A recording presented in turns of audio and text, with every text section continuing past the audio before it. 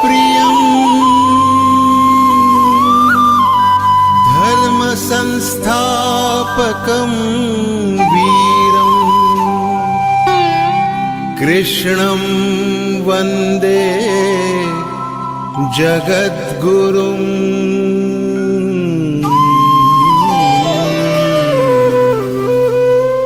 ईश्वर भक्ति भाव से बहती संस्कारों की धारा, भारत माँ की सेवा में गीता परिवार हमारा, गीता परिवार हमारा।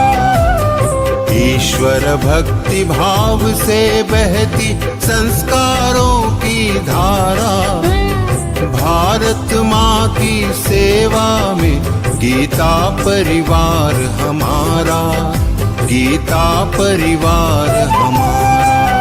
जय भारत माँ, जय गीता माँ, जय भारत माँ, जय गीता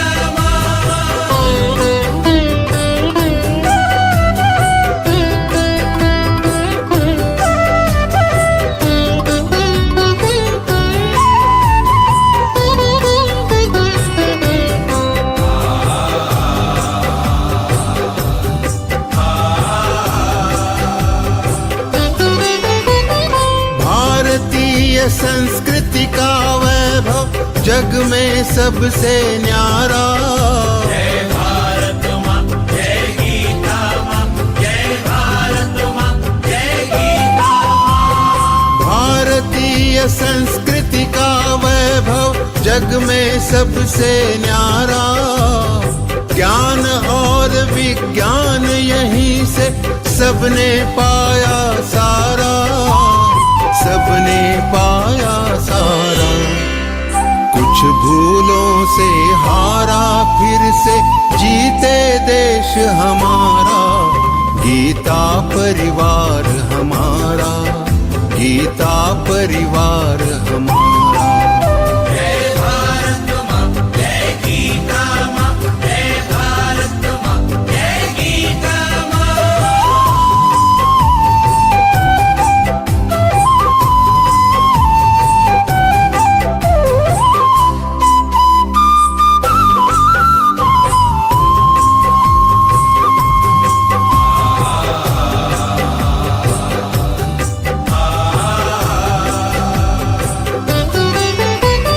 त्यागशील सेवा व्रतधारी युवा जगे पुरुषार्थी। जय भारत माँ, जय गीता माँ, जय भारत माँ, जय गीता माँ। त्यागशील सेवा व्रतधारी युवा जगे पुरुषार्थी। वैज्ञानिकता विनय सभ्यता स्वभाव हो निस्वार्थी, स्वभाव हो निस्वार्थी। देशभक्ति में तेजस्वी हो फिर समाज यह सारा, गीता परिवार हमारा, गीता परिवार हमारा। जय भारत माँ, जय गीता माँ, जय भारत माँ, जय गीता माँ।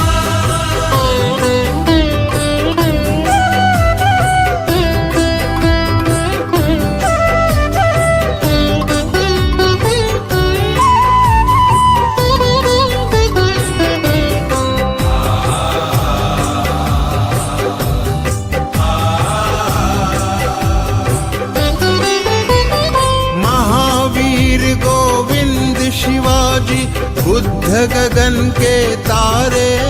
जय भारत माँ, जय गीता माँ, जय भारत माँ, जय गीता माँ। महावीर गोविंद शिवाजी बुद्ध गगन के तारे।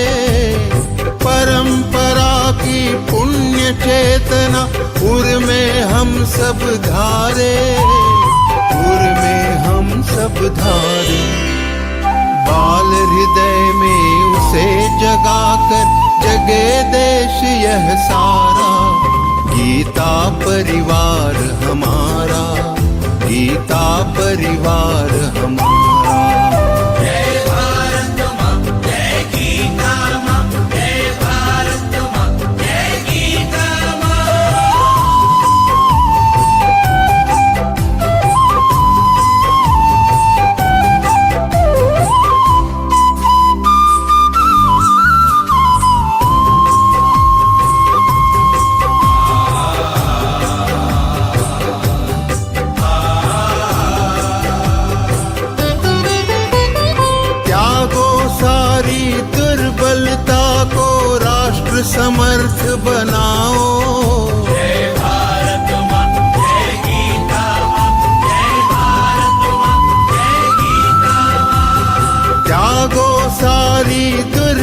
जनता को राष्ट्र समर्थ बनाओ, बंधु भाव समता ममता से सबको गले लगाओ, सबको गले लगाओ। चलो विवेकानंद मार्ग पर शुभ संदेश हमारा, गीता परिवार हमारा, गीता परिवार हमारा। ईश्वर भक्ति भाव से बहती संस्कारों की धारा, भारत माँ की सेवा में गीता परिवार हमारा, गीता परिवार हमारा, गीता परिवार हमारा, गीता परिवार हमारा, गीता परिवार हमारा, गीता परिवार हमारा।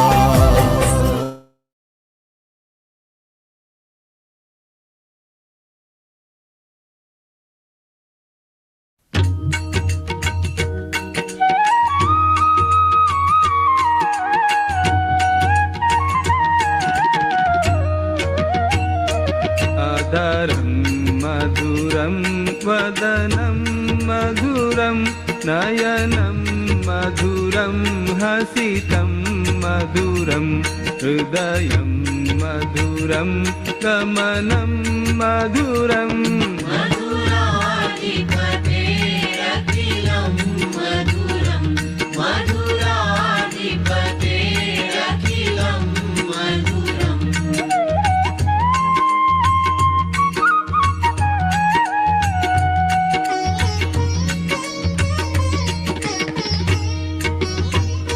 वचनं मधुरं चरितं मधुरं वसनं मधुरं वलितं मधुरं चलितं मधुरं भ्रमितं मधुरम्। मधुराधिपतेरखिलं मधुरं, मधुराधिपतेरखिलं मधुरम्।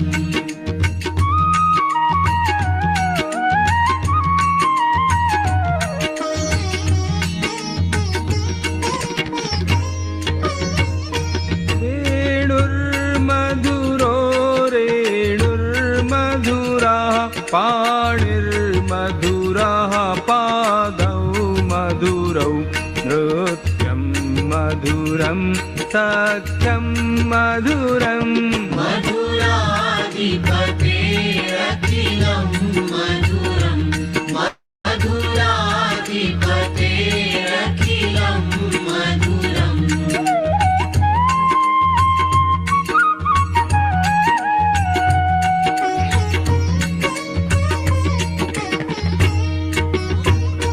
गीतं मधुरं पीतं मधुरं भुक्तं मधुरं सुप्तं मधुरं रूपं मधुरं तिलकं मधुरम्। मधुराधिपतेरखिलं मधुरं, मधुराधिपतेरखिलं मधुरम्।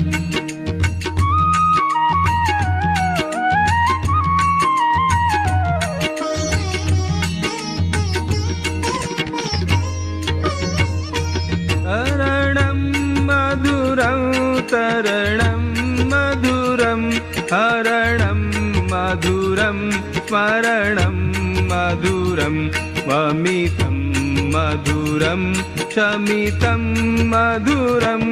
मधुराधिपतेरखिलं मधुरं, मधुराधिपतेरखिलं मधुरम्।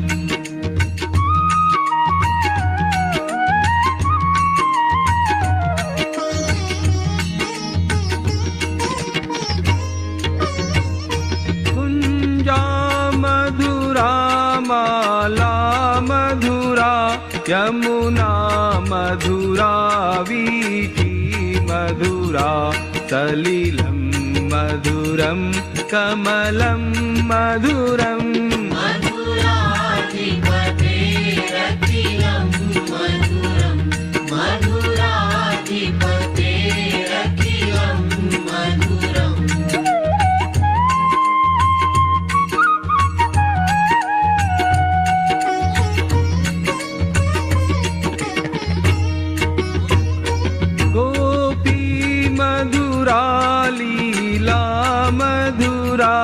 युक्तं मधुरं मुक्तं मधुरं दृष्टं मधुरं शिष्टं मधुरम्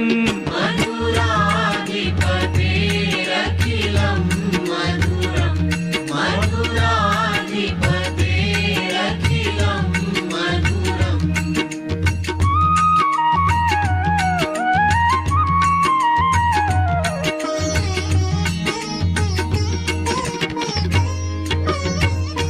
गोपा मधुरा गावो मधुरा यष्टिर्मधुरा सृष्टिर्मधुरा दलितं मधुरं फलितं मधुरम्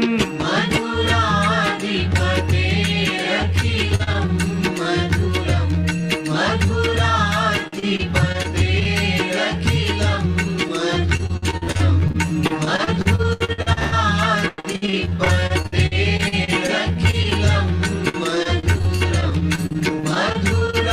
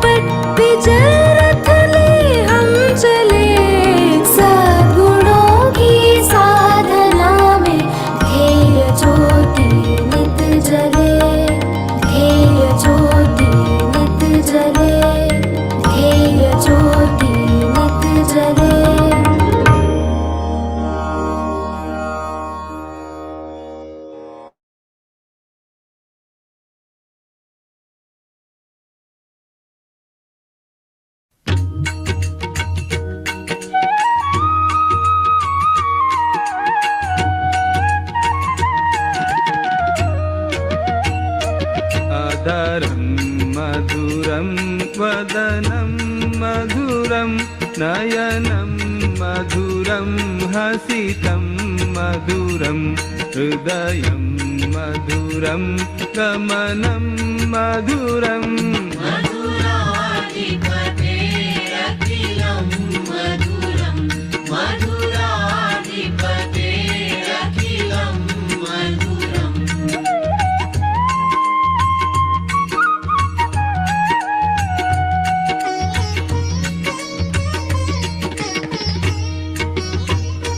वचनं मधुरं चरितं मधुरं वसनं मधुरं वलितं मधुरं चलितं मधुरं भ्रमितं मधुरम् मधुराधिपतेरखिलं मधुरं मधुराधिपतेरखिलं मधुरम्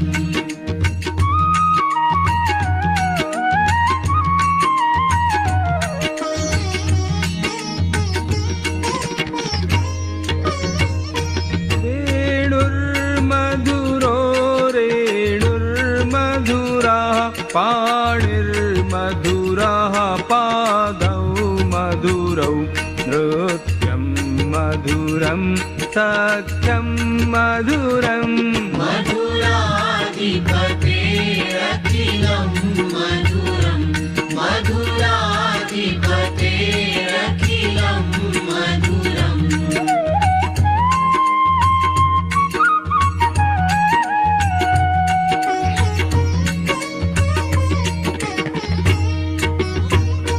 गीतं मधुरं पीतं मधुरं भुक्तं मधुरं सुप्तं मधुरं रूपं मधुरं तिलकं मधुरम् मधुराधिपतेरखिलं मधुरं मधुराधिपतेरखिलं मधुरम्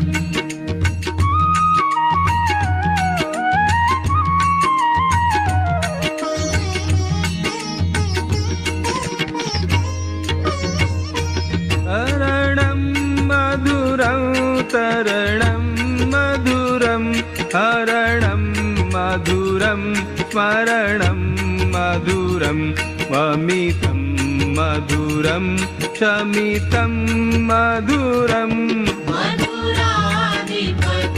मधुराधिपतेरखिलं मधुरं मधुराधिपतेरखिलं मधुरम्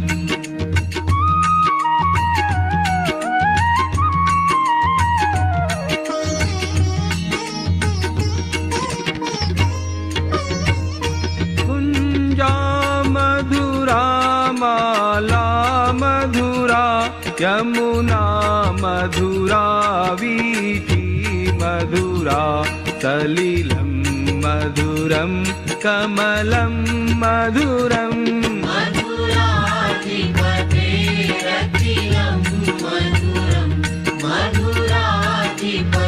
मधुराधिपतेरखिलं मधुरम्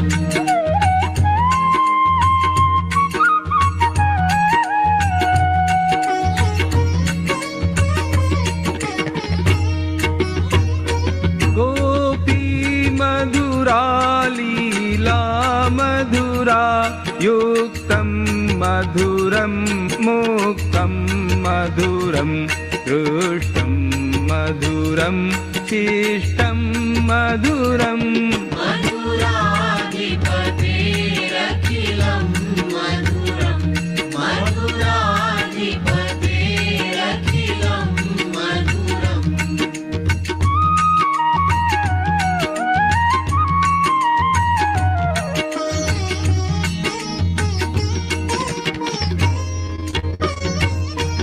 गोपा मधुरा गा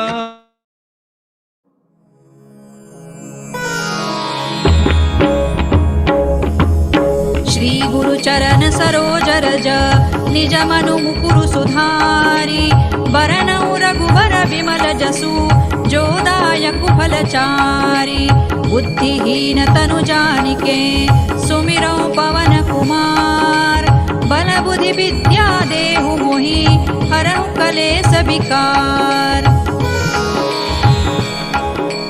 जय हनुमान ज्ञान गुण सागर जय कपीसति लोक उजागर रामदूत अतुलित बल धामा अंजनी पुत्र पवन सुत नामा महावीर विक्रम बजरंगी कुमति निवार सुमति के संगी कंचन बरन विराज सुबेसा कानन कुंडल कुंचित केसा हाथ वज्र और ध्वजा विराजे कांधे मूज जनेऊ साजे शंकर सुवन केसरी नंदन तेज प्रताप महाजगवंदन विद्यावान गुणी अति चातुर राम काज करिबे को आतुर प्रभु चरित्र सुनिबे को रसिया राम लखन सीता मन बसिया सूक्ष्म रूप धरि सियहि दिखावा विकट रूप धरि लंक जरावा भीम रूप धरि असुर संहारे रामचंद्र के काज सवारे लाय सजीवन लखन जियाए श्री रघुबीर हरषि उर लाए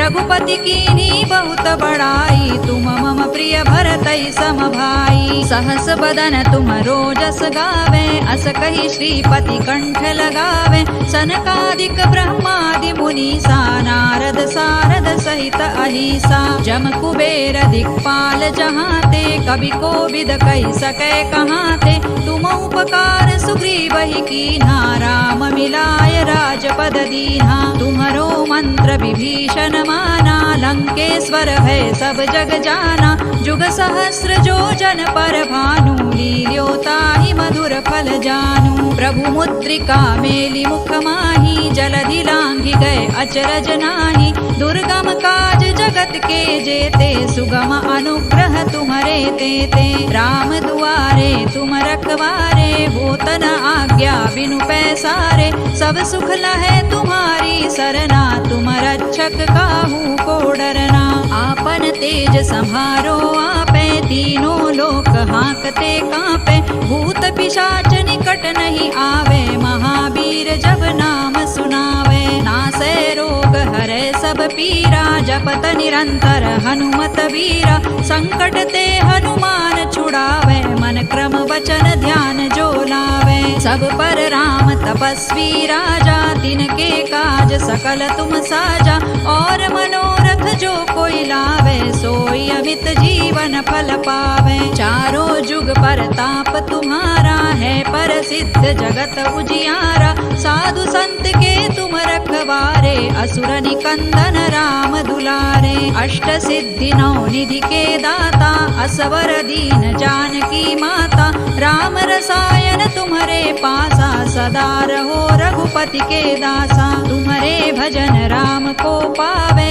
जन्म जन्म के दुख बिसरावे अंत काल रघुबर पुर जाई जहाँ जन्म हरि भक्त कहाई और देवता चित्त न धरई हनुमत से सर्व सुख करई संकट कटे मिटे सब पीरा जो सुमिरे हनुमत बलबीरा जय जय जय हनुमान गोसाई कृपा करहु गुरुदेव की नाई जो सत बार पाठ कर कोई छूट ही बंदी महासुख होई जो यह पढ़े हनुमान चालीसा होय सिद्धि साखी गौरीसा तुलसीदास सदा हरि चेरा की जय नाथ हृदय महडेरा पवन तनय संकट हरना मंगल मूर्ति रूप राम लखन सीता सहित हृदय बसहु सुर भूप सियावर रामचंद्र की जय पवन सुत हनुमान की जय उमापति महादेव की जय।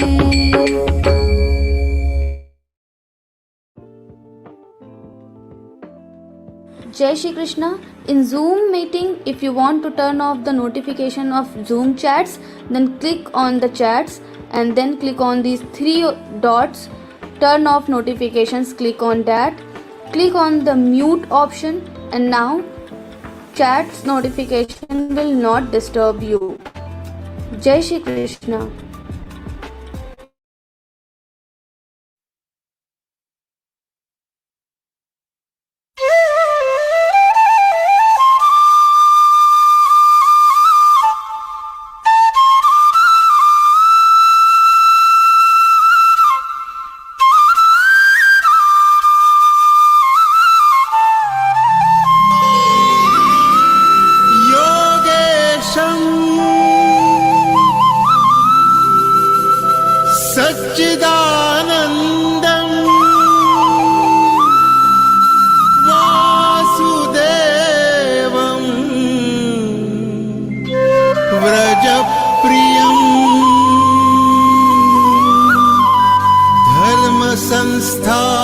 निर्विकारं वीरम्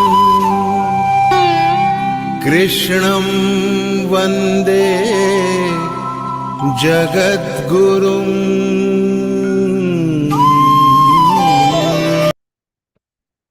Jai Shri Krishna, and a very warm welcome to all sadhaks gathered here this evening.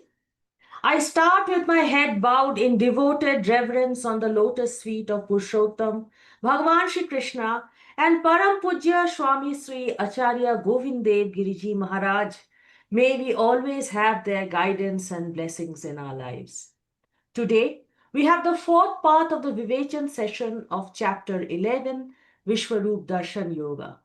Chapter 11 is probably the most unique adhyaya of Bhagavad-gītā. Its significance lies in the depiction of Bhagwan Shri Krishna revealing his Vishwaroop or universal form to Arjuna. So far, we have heard how on Arjuna's request, Shri Krishna reveals his divine universal form. He reveals his majestic, multi-faced and multi-armed cosmic form filled with countless divine manifestation and allows Arjuna to witness the entire cycle of creation, preservation and destruction within his own body. What Arjuna sees both dazzles and mortifies him. This vision serves as a powerful moment of realization for Arjuna, leading to deep understanding and his humble surrender and devotion to Bhagwan Shri Krishna's will. We are fortunate that through a set of Vivechan sessions, we too are getting the opportunity to witness this very powerful imagery of this wonderful vision. And now, a couple of simple suggestions in case you face any technical issues during the session. If there is no or very low sound, increase the volume of your phone or computer. If chat box is blinking continuously, tap on the bell icon at the top right as shown earlier in the session and mute the notifications coming from there. If Zoom keeps disconnecting, then you may also watch the session via the YouTube link. We hope the above suggestions will help you to have a more immersive experience during the Vivechan session.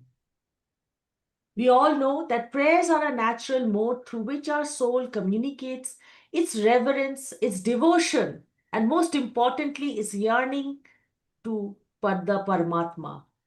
To lead us in our prayers today, I call upon Ryali Subbalakshmi ji from Andhra Pradesh, who joined Geeta Pariwar in September 2024.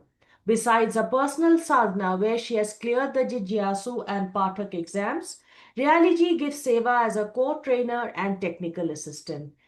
Ryali ji request you to please lead us in our prayers today. Jai Shri Krishna. Jai Shri Krishna, Didi. Shall I start, Didi? Yes, please, Didi.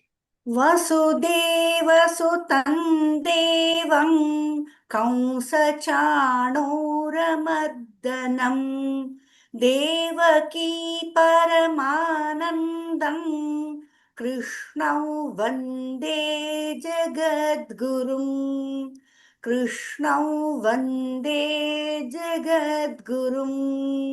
Jai Shri Krishna, Didi. Jai Shri Krishna. Thank you very much, Ryali ji, for ending the prayer so melodiously. In Bhagavad-gītā, Bhagavan has said that he is the source of light in all luminaries and is entirely beyond the darkness of ignorance. Geeta ji is the medium Bhagavan has used to illumine our lives with that light. For doing the deep Prajwalan today, I would like to call upon Shushma Bagri ji from Bikaner, Rajasthan. Shushma ji is a successful homemaker who joined Geeta Pariwar in November 2023 and gives seva as a co-trainer. Shushma ji, may I request you to please light the lamp on our behalf.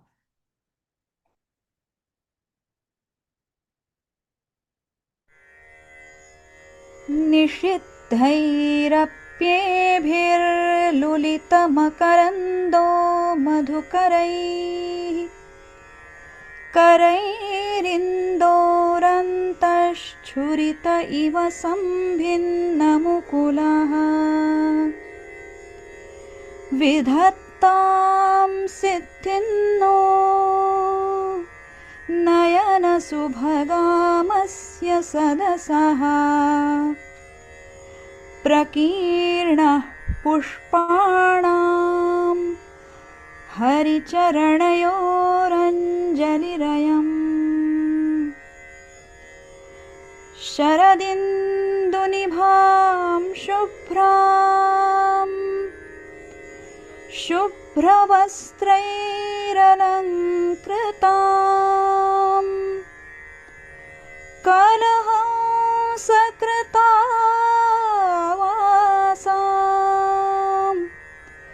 वरदां Sharada नुमः।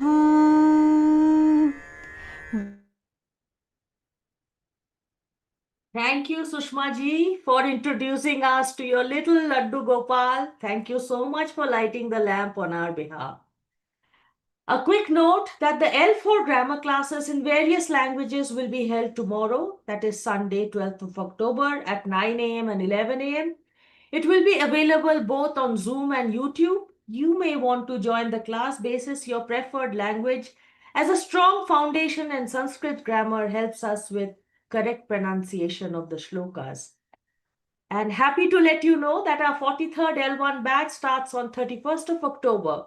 So now is the time for you to give this unique experience to your friends and family so that they too can come to the refuge of Geeta ji and embark on a wonderful and spiritual transformative journey in their lives.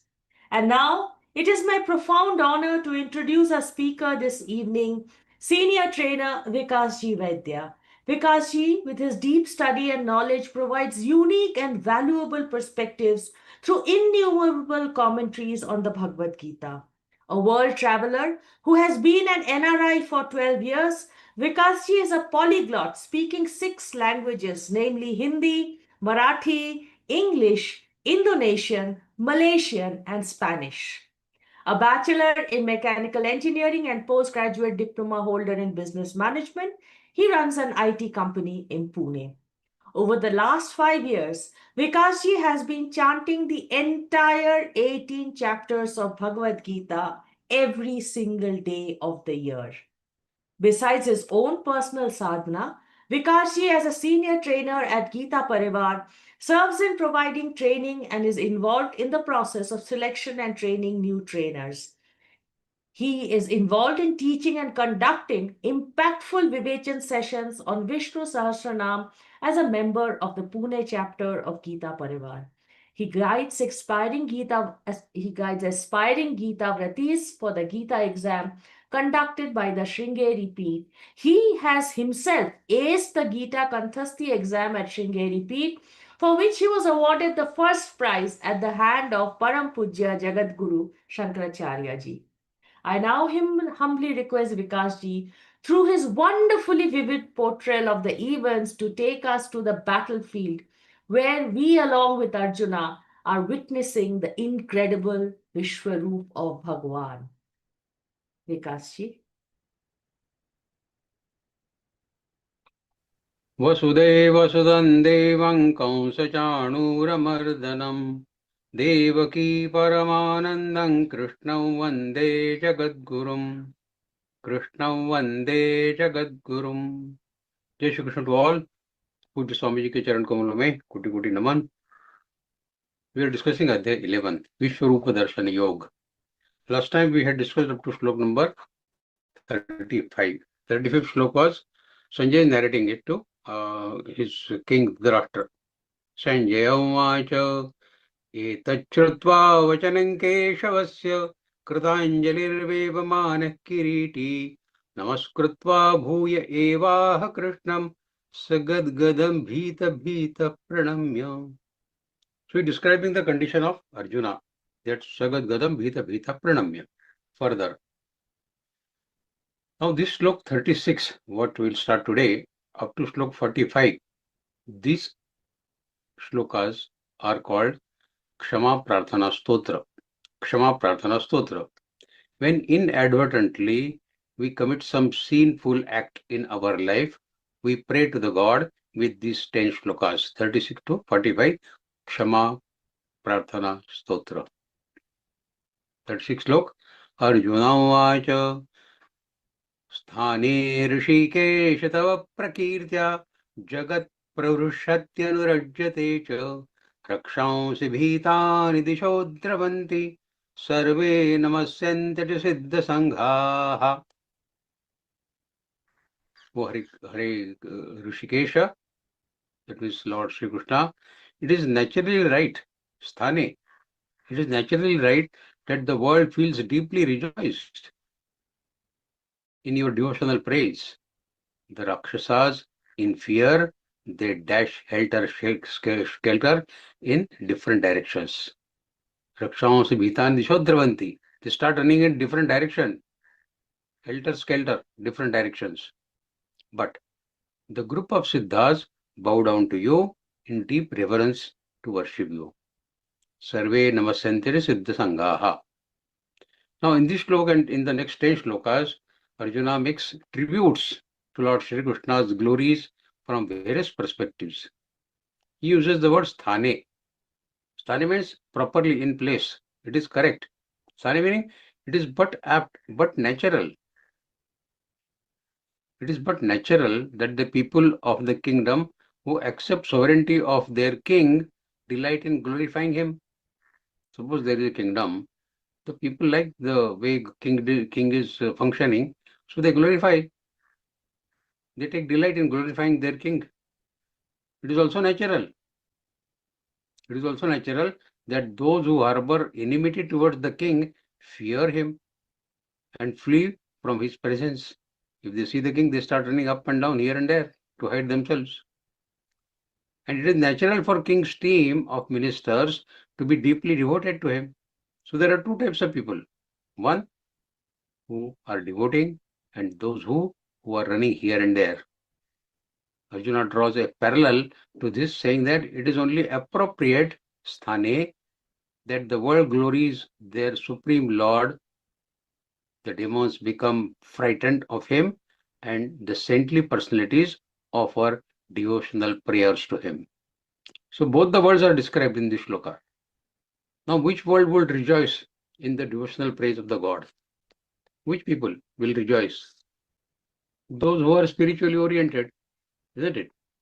Who are devotedly performing bhajan, kirtan, and different sadhanas towards Paramatma. The non-religious people who ignore and oppose the God, who are called Rakshasas, dash and run in different directions due to ignorance, fear, and overindulgent in habits of anger, fear, lust, and greed. The Siddhas naturally bow down to the God because from this devotion they derive bliss, param ananda, and jnana. Only ignorant demons are seen running away from the God. And Arjuna is describing both these people. Now here Arjuna is calling him Rishikesha. Rishikesha, word meaning of Rishikesh is, Rishik means senses, Indriya, and Isha means God, master.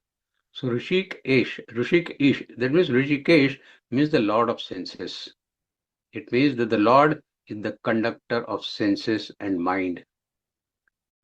Tava prakirtya jagat parushyanurajyatecha.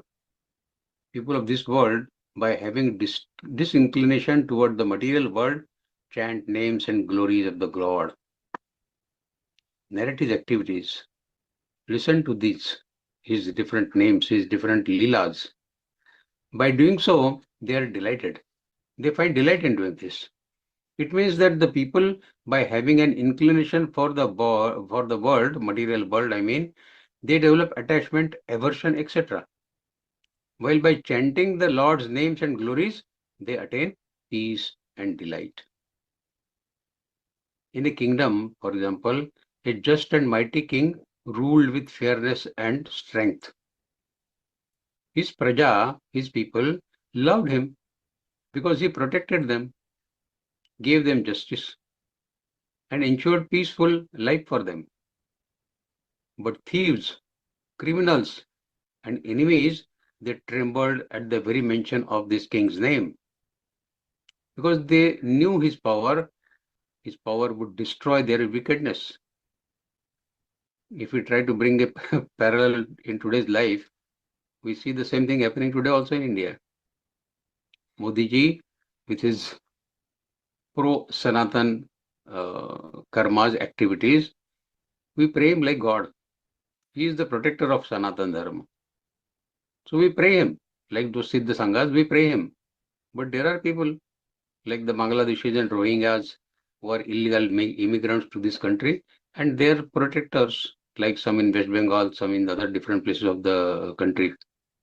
They run here and there looking at Mr. Modi. So the same gentleman, Mr. Modi, is being looked by two people, by two classes of people. We bow down to him because he is our protector, and there are people who are running away from him. They criticize him in the worst possible language. Similarly, Arjuna recognized Shri Krishna's universal form. To the righteous people, Shri Krishna was the Lord of compassion and joy, as Modi ji is for us today. But to the wicked people, he was the destroyer. The gods and sages bowed down in reverence, while the demons, they ran in fear. Thus Arjuna declared that it was only natural, sthane, that the world should celebrate and glorify Shri Krishna because he is the ultimate protector and the destroyer. So Arjuna says that sthane rishikeshata prakirtya jagat parushyata narjadecha rakshams bhita nishodravanti sarve namasyantija siddha sanghaha. Next slok 37. Now Arjuna justifies the propriety of the term sthane used in earlier this shloka 36, sthane rishikesha. And now in the next 4 shlokas, he often repeats salutations to the Lord. Again and again he will offer obeisances, namaskar, namaskar, namaskar, like that. And he is giving the reason for that. He says in next shloka 37, Kasmachatena nameran mahatman gariyase brahmanopyadikartre ananta devesha jagannivasattvamaksharam sadasattat paranyat. So Kasmachatena nameran mahatman gariyase brahmanopyadikartre ananta devesha jagannivasattvamaksharam sadasattat paranyat. Kasmat means why? Cha also te, to you. No, not namiran.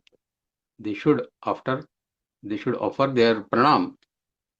Namiran. Mahatman. Mahatman is called that Virat Rupa of God.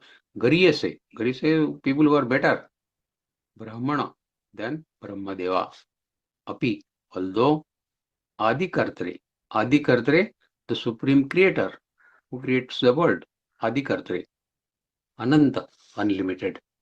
Devesha, Deva Isha, God of gods. Jagannivasa, refuge of the entire universe. Tvam, you are. Aksharam, imperishable. Sat, Asat, Tat, Param, transcendental to all. Sat and Asat. So Arjuna says, Kasmachatena nameran mahatman gariyase brahmanopyadikartre ananta devesha jagannivasat pamaksharam sadasat tat paranyat. O the master soul, why should they not bow down to you? Kasmachatena nameran mahatman. The greatest of all you are, the progenitor, even of Brahmadeva. You created Brahmadeva, who created the Srishti later on. O infinite one, O Lord of gods, Devesha, O abode of universe, Jagannivasa, you are eternal. You are the Sat, real. You are the Asat, unreal. And also that which is beyond Sat and Asat. Tvamaksharam sadasat tat paranyat. You are Akshar, Kshara, and beyond that, whatever is there, that only you are there. So you are the supreme Parabrahma. Now Arjuna uses the word Kasmachatena, meaning why should they not? Kasmachatena, why should they not? Why should not all living beings offer their humble respects, obeisances to the Supreme Lord? Why not? When the entire creation emanates from him, is sustained by him, he is the creator, he is the maintainer, and shall merge back into him. He is everything that manifests in the creation, because it is all his energy which creates. He is also everything that remains unmanifested, because it is his latent energy. And yet he is beyond both manifest and unmanifest, Kshar and Akshar. He is beyond both, because he is the supreme energy, the source of supreme master of all energies. Hence, neither the souls nor the material energy can ever do anything to impact his personality, which is transcendental to both, transcendental to the soul as well as the material energy. Arjuna specifically mentions that Shri Krishna is greater than the secondary creator Brahmadeva, because Brahmadeva is the senior most in the universe. He created the universe. All living beings are either Brahmadeva's progeny or they are the descendants of his progeny. Brahma himself was born from a lotus flower that grew from the navel of Lord Vishnu, which Arjuna saw in that Virat Rup. That is Shri Krishna, which is Vishnu is Shri Krishna, isn't it? Thus, while Brahma is considered the senior-most grandsire of the world, Shri Krishna is Brahmadeva's grandsire.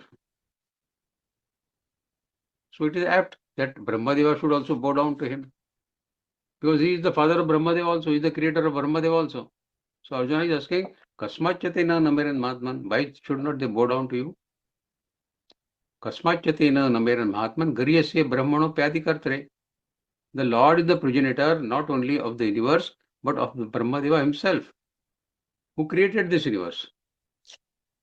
That means, being the greatest and the best of all worldly things and persons, etc., he deserves the homage of all. Homage is paid to two kinds of people. One is the preceptor, the guru or the master, and second to our parents, grandparents or elderly people. The Lord is the preceptor, the father of Brahma and the creator of universe. Ananta Devesha Jagannivasa. Ananta, the Lord is infinite. Ananta, no limit. Because he translates the time, he translates the space and also the intellect. He is beyond time, he is beyond space, he is beyond buddhi. He has no beginning and no end. His forms and glories are also infinite. That's why he is called Ananta. Devesha. He is the Lord of all gods, who are known, such as Indra, the king of gods, or the Varun Deva, the deity of water, as well as all those who are unknown, their destiny is shaped by him. And he controls all of the devas. So he is Devesha. Jagannivasa.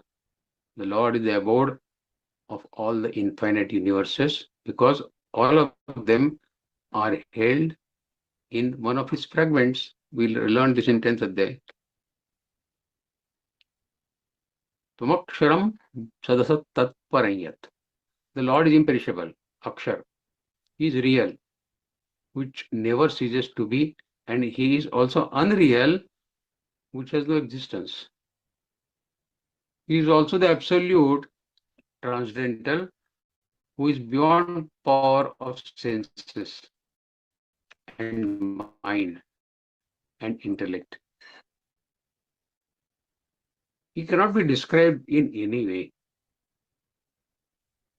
It means he is the best, he is the greatest, he is the most supreme being. So it is proper, Sthani Rishikesh Kasmachyatena Naman Mahatman. So it is proper to be obeisances to offer pranam to him.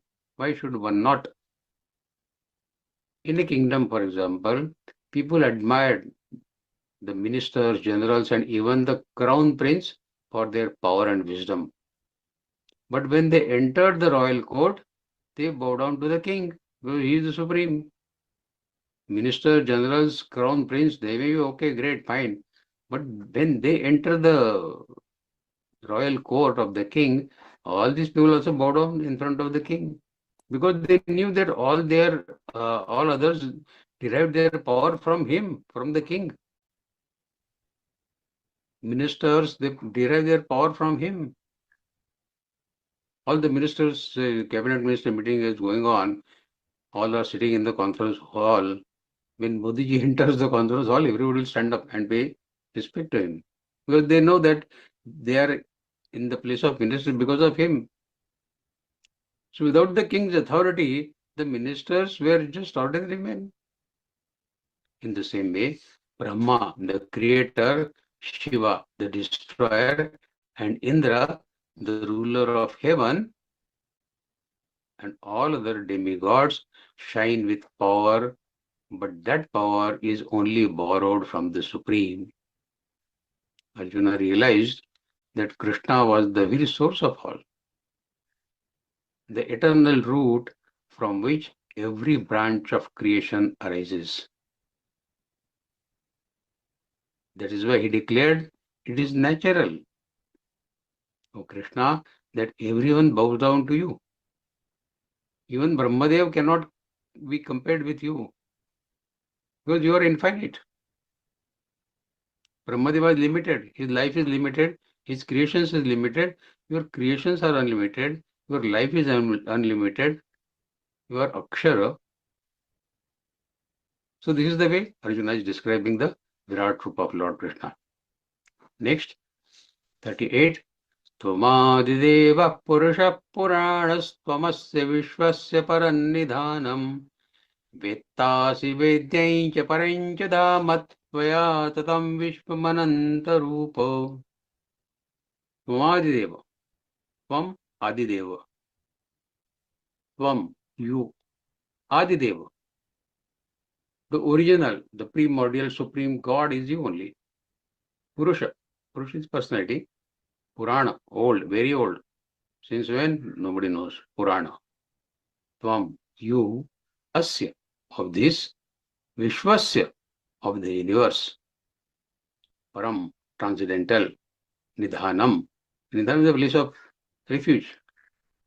Vetta. Vetta means the knower. Asi. Asi means you are. Vedyam. The knowable, worthy of knowing is you only. Param, transcendental. Dham, refuge. Tvaya, by you. Tatam. Tatam means who is occupying, pervading everything. Vishwam, universe. Anantarupa, unlimited forms. So Arjuna further glorifies that Vishwarupa of Paramatma by saying that you are the primeval God. Mahadideva, the primordial spirit. You are the ultimate shelter of the universe. Vishwasya Parannidhanam. You are the knower. Vittasi Vedyi.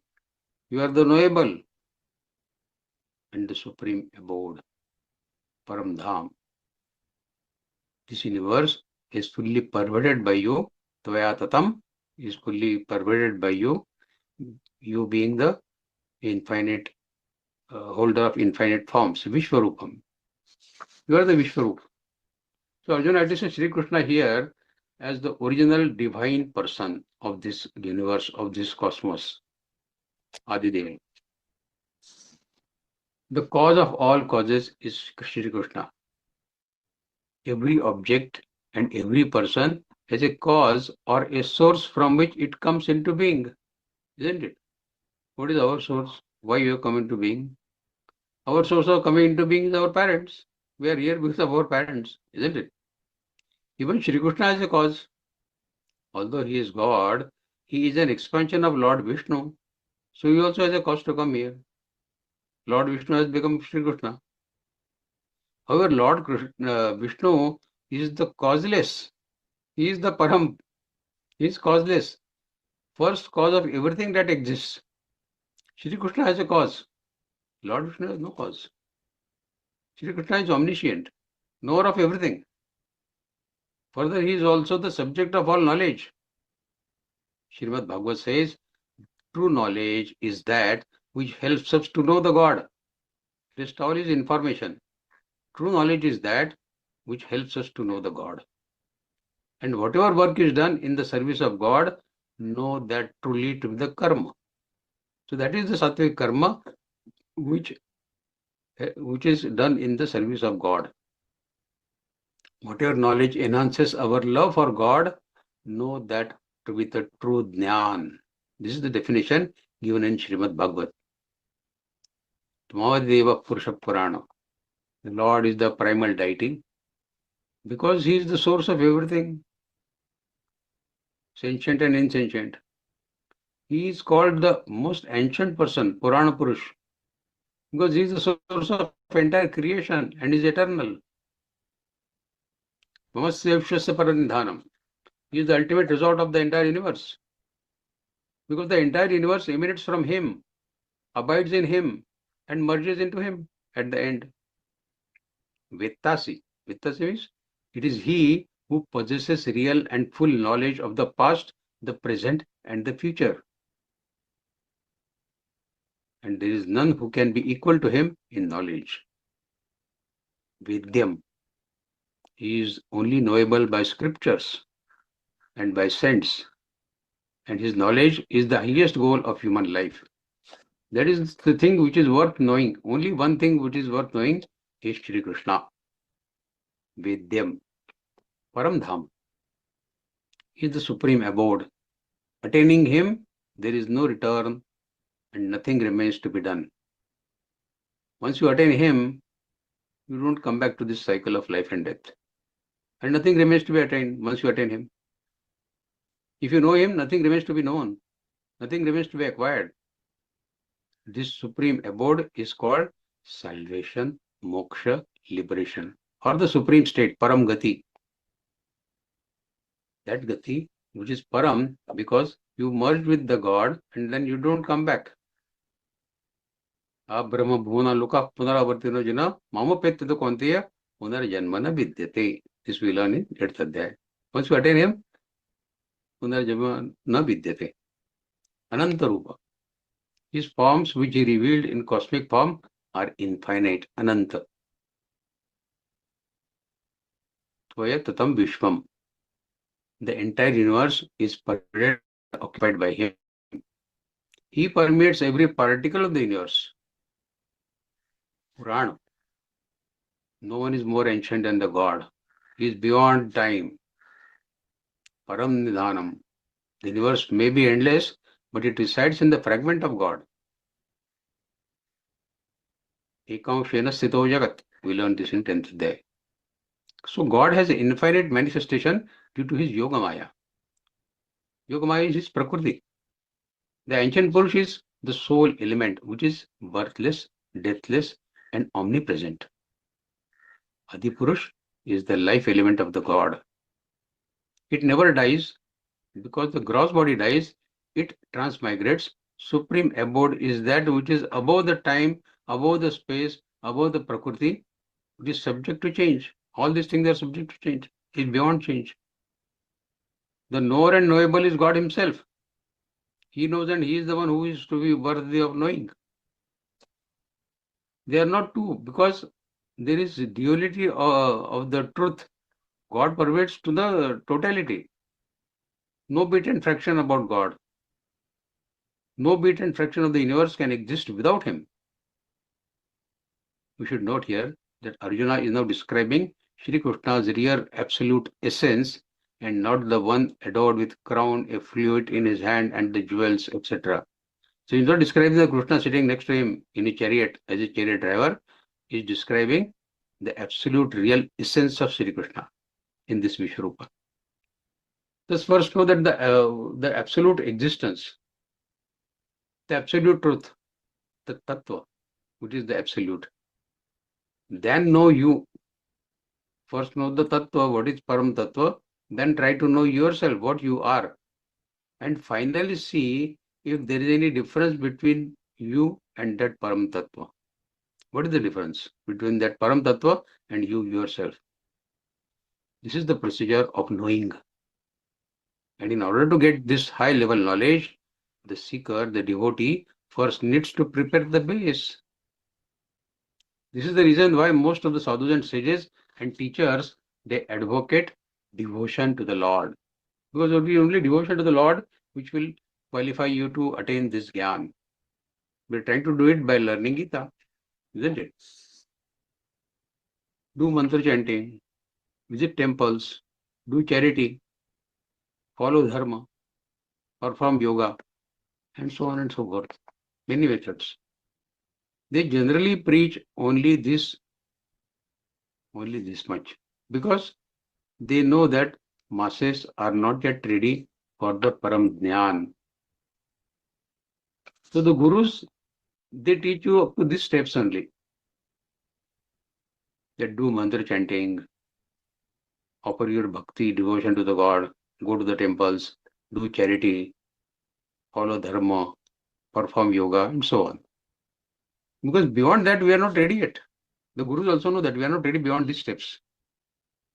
See, having no spiritual practice, no integration of mind, no restraint over senses and mind, no discipline in our life, then herd knowledge can be dangerous. Only hear something, it could be dangerous, because we have no restraint in our mind, in our senses. We have no discipline in our daily behavior. Such a person will misuse the statement that all is Parabrahma. Vasudevam Sarvaiti.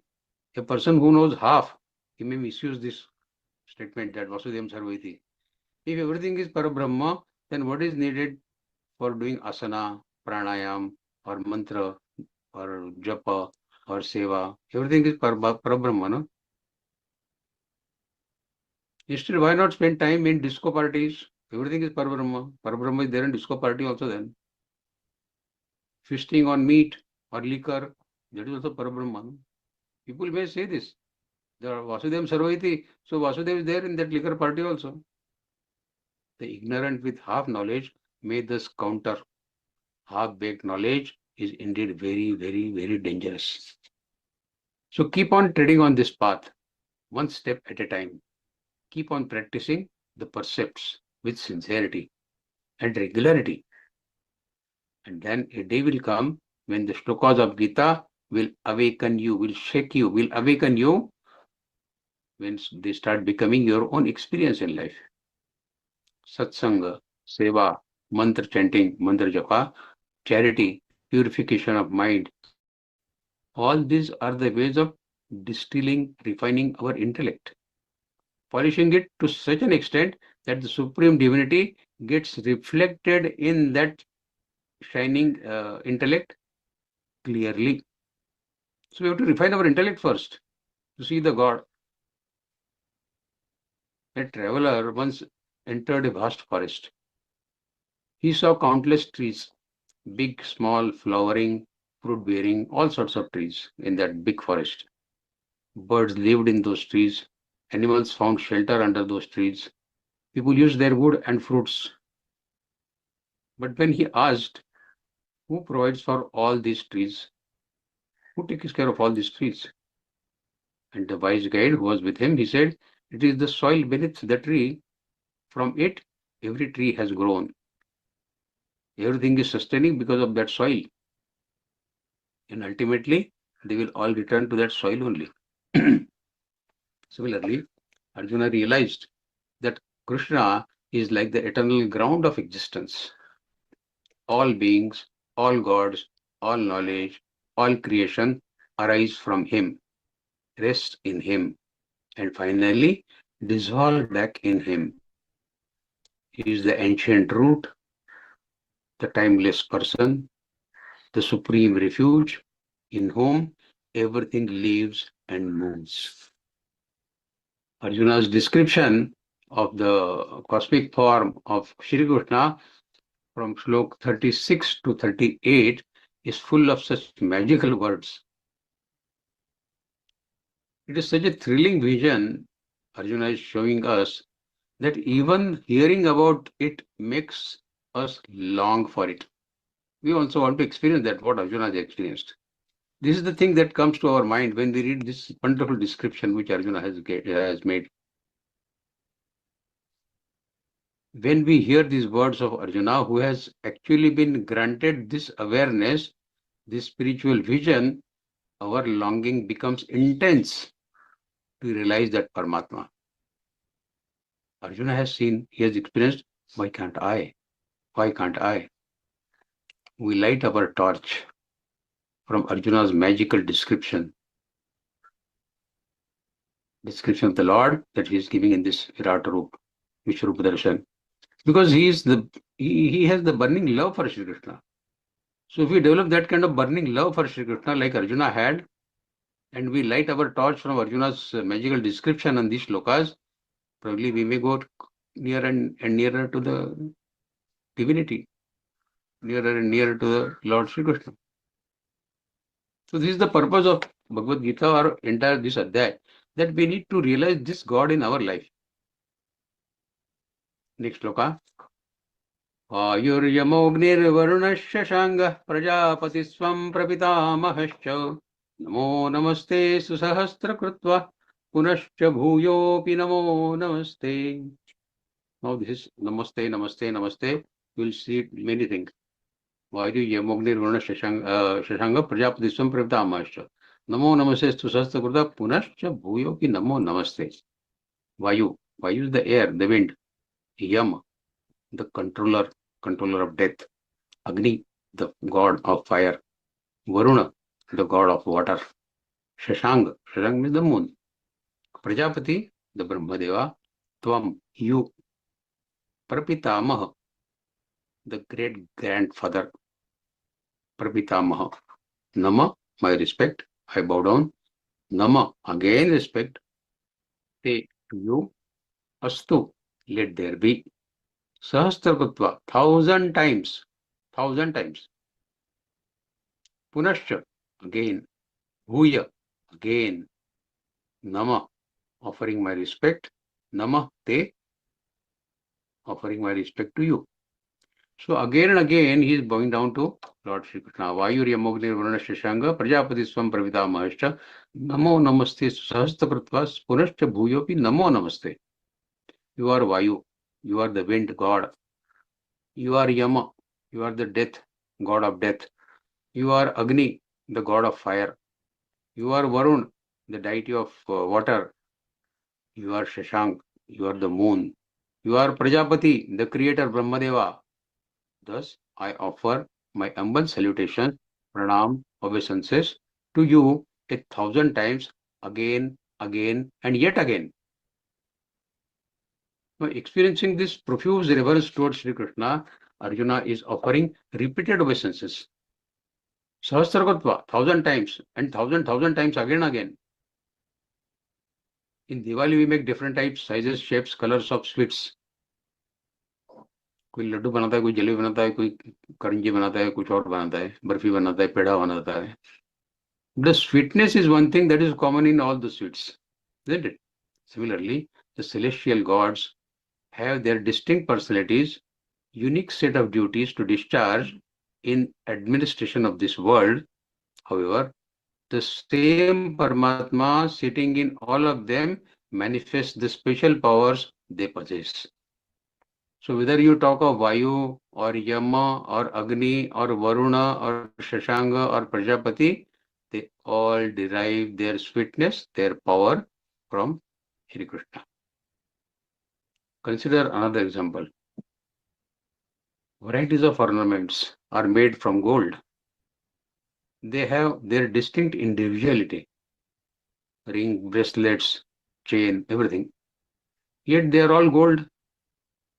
So just as gold is not an ornament, but the ornaments are golden, likewise, Paramatma is all demigods, Devatas, but the Devatas are not Paramatma. Devatas are Devatas, they are not Paramatma. Hence, this shloka, Arjuna says that Sri Krishna is also Vayu, he is also Yamaraj, he is also Agni, he is also Varun, he is also Chandra, moon, and he is also Brahmadeva. See, Arjuna is overwhelmed with joy and fear. One side he is joyous, other side he is fearful. And this frenzy of superlatives is shooting out of Arjuna's mouth like a cloud burst. Seeing these divine forms of God, which are intensely exciting and chillingly frightening also, dazed and excited, overjoyed and shell-shrunk with fear, Arjuna is supplicating and saluting God with all the power at his command. all the words that are there in his dictionary, he's using all the words. In the heart of his heart, Arjuna realized the enormousness of the God in this Vishwarupa and his own insignificance. मैं क्या हूँ, मैं कुछ भी नहीं हूँ. This Vishwarupa Paramatma and me, no comparison whatsoever. During meditation, can we focus one day on this thought of Arjuna, that God is Vishwarup and I am like a particle of sand in the ocean? Can we focus? When we sit for meditation, let us focus on this one thought. Where am I and where is that Vishwarup of God? When you say finally, that you can finally see the infinite essence of God, your seeing means realizing through prajna. Prajna means the higher wisdom, buddhimatta. What else can you do other than bowing down your head in complete surrender? Meaning he is Vishwarupa Paramatma, what else could he do? Namaskritva sahasrakutva sahasrakruta namaste namaste bhuyo namaste again namaste. And this is the state of Arjuna where he is simply overwhelmed by profound reverence and offers his sincere obeisances, his pranam, pranam, pranam again and again at the feet of the Lord. When you surrender yourself to the Lord, then the full responsibility you are transferring it to the Lord. आपको surrender कर दिया, आप जानो क्या करना है. Then you perform the duty only as his instrument. You fulfill only his wish. You perform the duty as his instrument, without having any responsibility of your own, because you have transferred all responsibility to him by surrendering to him. Arjuna is doing exactly the same. Once a group of children were playing with clay, shaping that clay into animals, houses, little toys. Each child proudly said, "This is mine. ये घर मेरा है. This lion made out of clay is mine. That is yours. This is mine. That is yours. This is mine." But a wise elder, he smiled and reminded them, all your creations are nothing but clay. Whatever forms you are seeing are only temporary. In truth, everything is clay alone. Ultimately, when all toys will be broken, they will again all become clay only. In the same way, Arjuna realized that all the gods, wind, fire, water, moon, and the Lord of beings are all but different forms of Shri Krishna himself. They will all merge into Shri Krishna ultimately. They are like the toys of that clay, what we discussed just now. So just as clay toys are nothing but clay, all divine manifestations are Krishna's expressions. Hence Arjuna, he bows down again and again, 1,000 times, Sahasrakutva, from every side, knowing that it is Shri Krishna who pervades everything. Vayuryamognir varnasya shanga prajapati swam prabhidhamasya namo namaste susahasrakrita punascha bhuyopi namo namaste. Okay, continuing this further, slok number 40. Namah purastadada prashtadaste namo stute sarvata eva sarva ananta virya mita vikramatsvam sarvam samapnoshi tatosi sarvaha.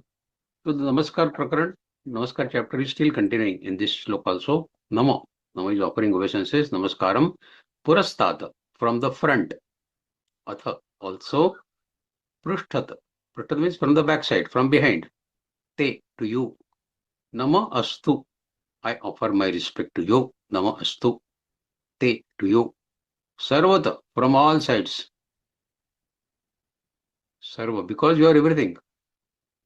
Ananta Virya, unlimited potency, unlimited energy. Amita Vikram, unlimited force. Tvam, you, Sarvam, everything. Samapnoshi, you cover, you occupy. Tata, therefore, Asi, you are Sarva, you are everything. So Arjuna continues description of God, saying that Namak Purasta Dadaprishtadaste Namostute Sarvate Eva Sarva Ananta Virya Mitavikramatsvam Sarvam Samapnoshi Tatosi Sarva. O Lord of infinite prowess, my salutations to you from the front, Purasta, from behind, from the rear, Prishtadaste, and from all sides, Sarvate Eva Sarva. O all in all, who you possess limitless might, Ananta Virya, and pervade the universe, you are the omnipresent. So Arjuna continues with his glorification of Shri Krishna by declaring him as Ananta Virya, possessing infinite strength, Ananta Virya, and Ananta Vikram, immeasurably powerful. Overcome with awe, he offers his salutations, obeisances to Shri Krishna from all sides, from front, from back, from all sides, repeatedly exclaiming, Nama, Nama, Nama, Nama. I bow down to you again and again, again.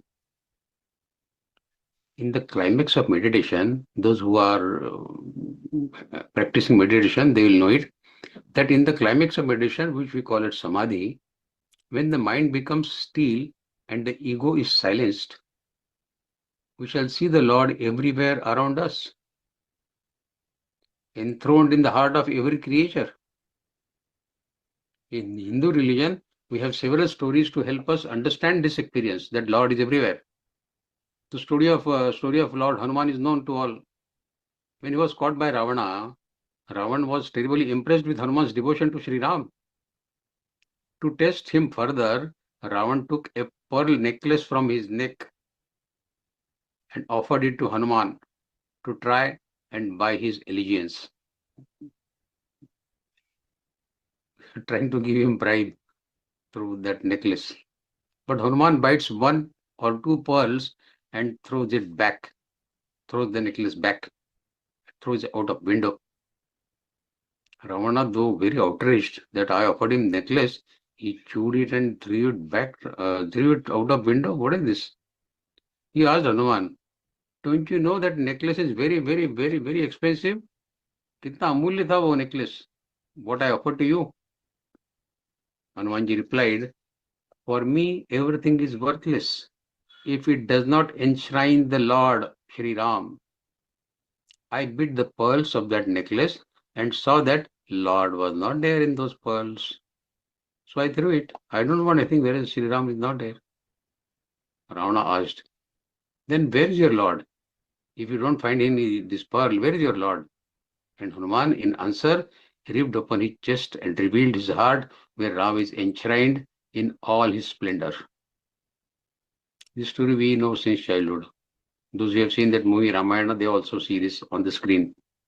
It is a simple story, but it shows in a very vivid way that the capacity of all of us to enter into depths of our consciousness and see there the source of all joy. We can also see Sri Ram in our heart when we go deep into meditation. We can see that all security which is Lord in our heart also. A person once stood in front of a giant mirror maze. Whatever way he turned, left, right, front, back, he saw the same reflection surrounding him from all sides. We see such magical mirror rooms. All four sides of the room are having mirrors. So everywhere you see yourself only, whichever part you see in that mirror. No matter where he looked, the presence was there everywhere. At first, he was overwhelmed. But slowly, he realized there was no escape, no separate direction, only one endless presence surrounding him completely. We also get scared when we see locked up in that room of mirrors. Similarly, Arjuna, seeing Sri Krishna's universal form, felt surrounded by him from all directions. Whether he looked forward, whether he looked backward, above, below, there was only Krishna, Krishna, Krishna, Krishna. Infinite, immeasurable, and all-encompassing. Filled with awe, he bowed down again and again, knowing that there was nothing beyond him. Everything is him only, and I can't do anything other than bowing down to him again and again. So this is the way Arjuna's condition is there now.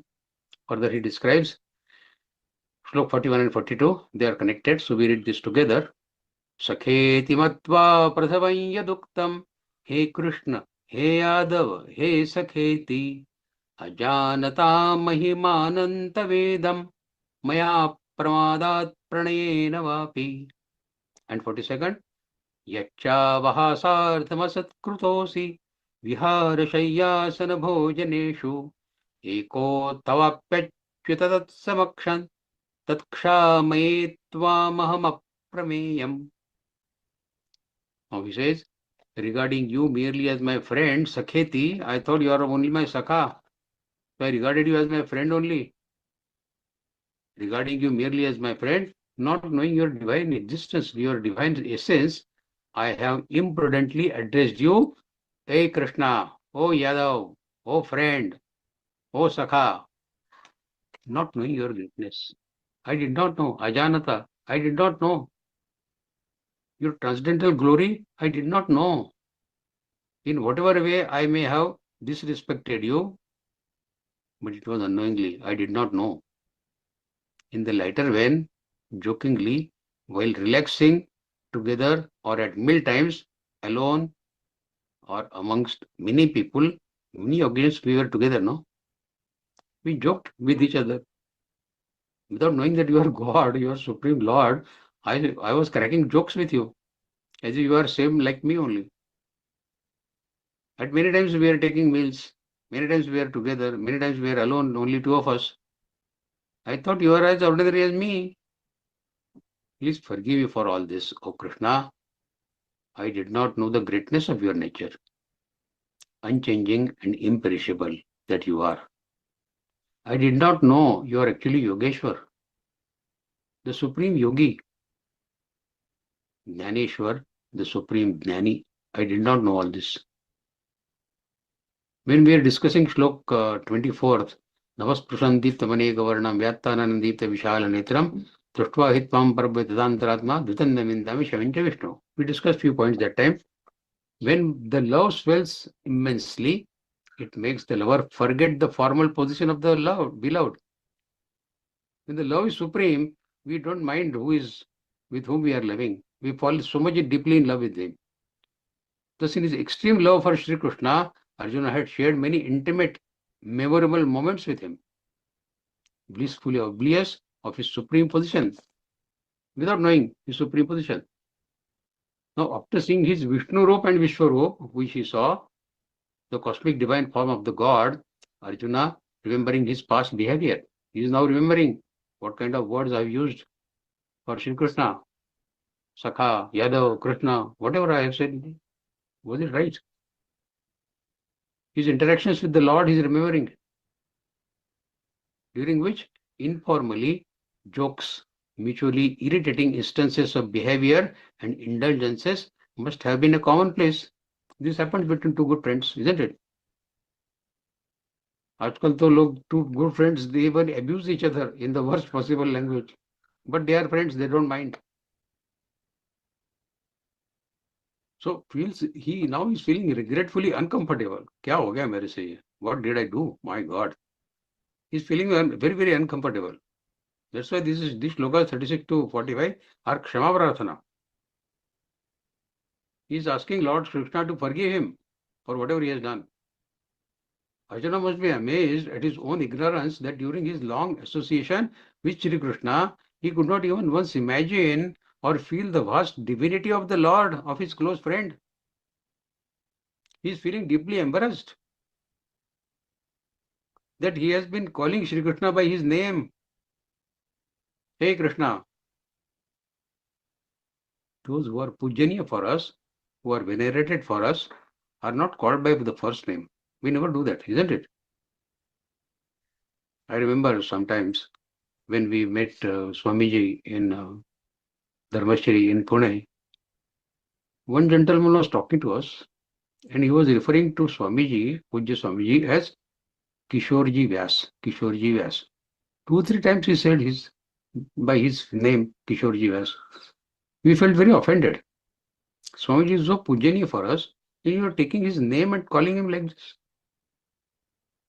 So Arjuna is having the same feeling in his mind now, that I called Krishna by his name, hey Krishna, like that.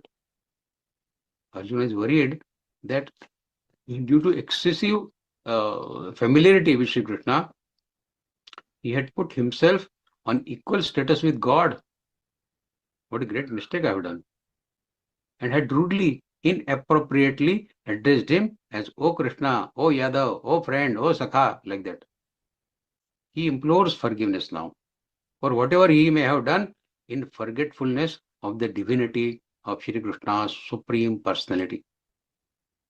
No wonder that God, being even omnipresent, cannot be seen or felt by any person like Arjuna or by us. In fact, this is the greatest wonder and mystic, the yogic power of God. Even the divine eyes given by the God to Arjuna are unable to see the immensity and vastness of this Vishwarup. And this is the moment of great tenderness. Sakheti matva prasam yaduktam, hey Krishna, hey Yadav, hey Sakheti. These slokas are the very emotional slokas. When my father used to read Geeta, every day he used to read Geeta, I used to see tears in his eyes when he used to read these two slokas. Sakheti matva prasam yaduktam, hey Krishna, hey Yadav, hey Sakheti. As a child, I used to wonder why father is having tears every day in his eyes when he is reading these slokas. So this is a great moment of tenderness. When Arjuna begs Shri Krishna to forgive him for forgetting his friend's divine nature, this is a great tenderness. How perfectly Arjuna represents us. For the instances he mentions in his daily living are the very ones in which we too forget that Lord is within us. This shloka is the most emotional one in entire Bhagavad-gītā. As I said, my father used to become very, very emotional. But now when I read this shloka, my eyes also go moist. And I remember my father when I read this shloka. So this is the wonder of Bhagavad-gītā. Now, as the supreme source of love, the Lord would never have us to beg him like we normally say, no? Will you kindly consider my application for forgiveness? Can we say like this to the God? That please consider my application for forgiveness and arrive at an early decision that you have forgiven me. Can we talk to God like this? Real love knows no reservation or contracts. Most of us may not find it too difficult to ask Lord for unreserved forgiveness, but we usually find it very difficult to forgive others when they have offended us. We are very prompt in asking forgiveness. We are asking forgiveness to the God. But do we forgive others when they make mistakes in their life and you are hurt by them? Actually, this is the perfect test of love. Can I forget my own hurt feelings and ensure the welfare of those people who have hurt me? No matter how he or she has treated me. You are asking forgiveness from the God. Arjuna is asking forgiveness from the God because he has misused some words against him. Others have also misused bad words against you. Can you forgive them? Do you qualify to ask for forgiveness from God when you are not able to forgive others? If I can, my love for that person is secured. If you want to have God's love, God's forgiveness, you should learn to forgive others. The marvel of forgiveness is this.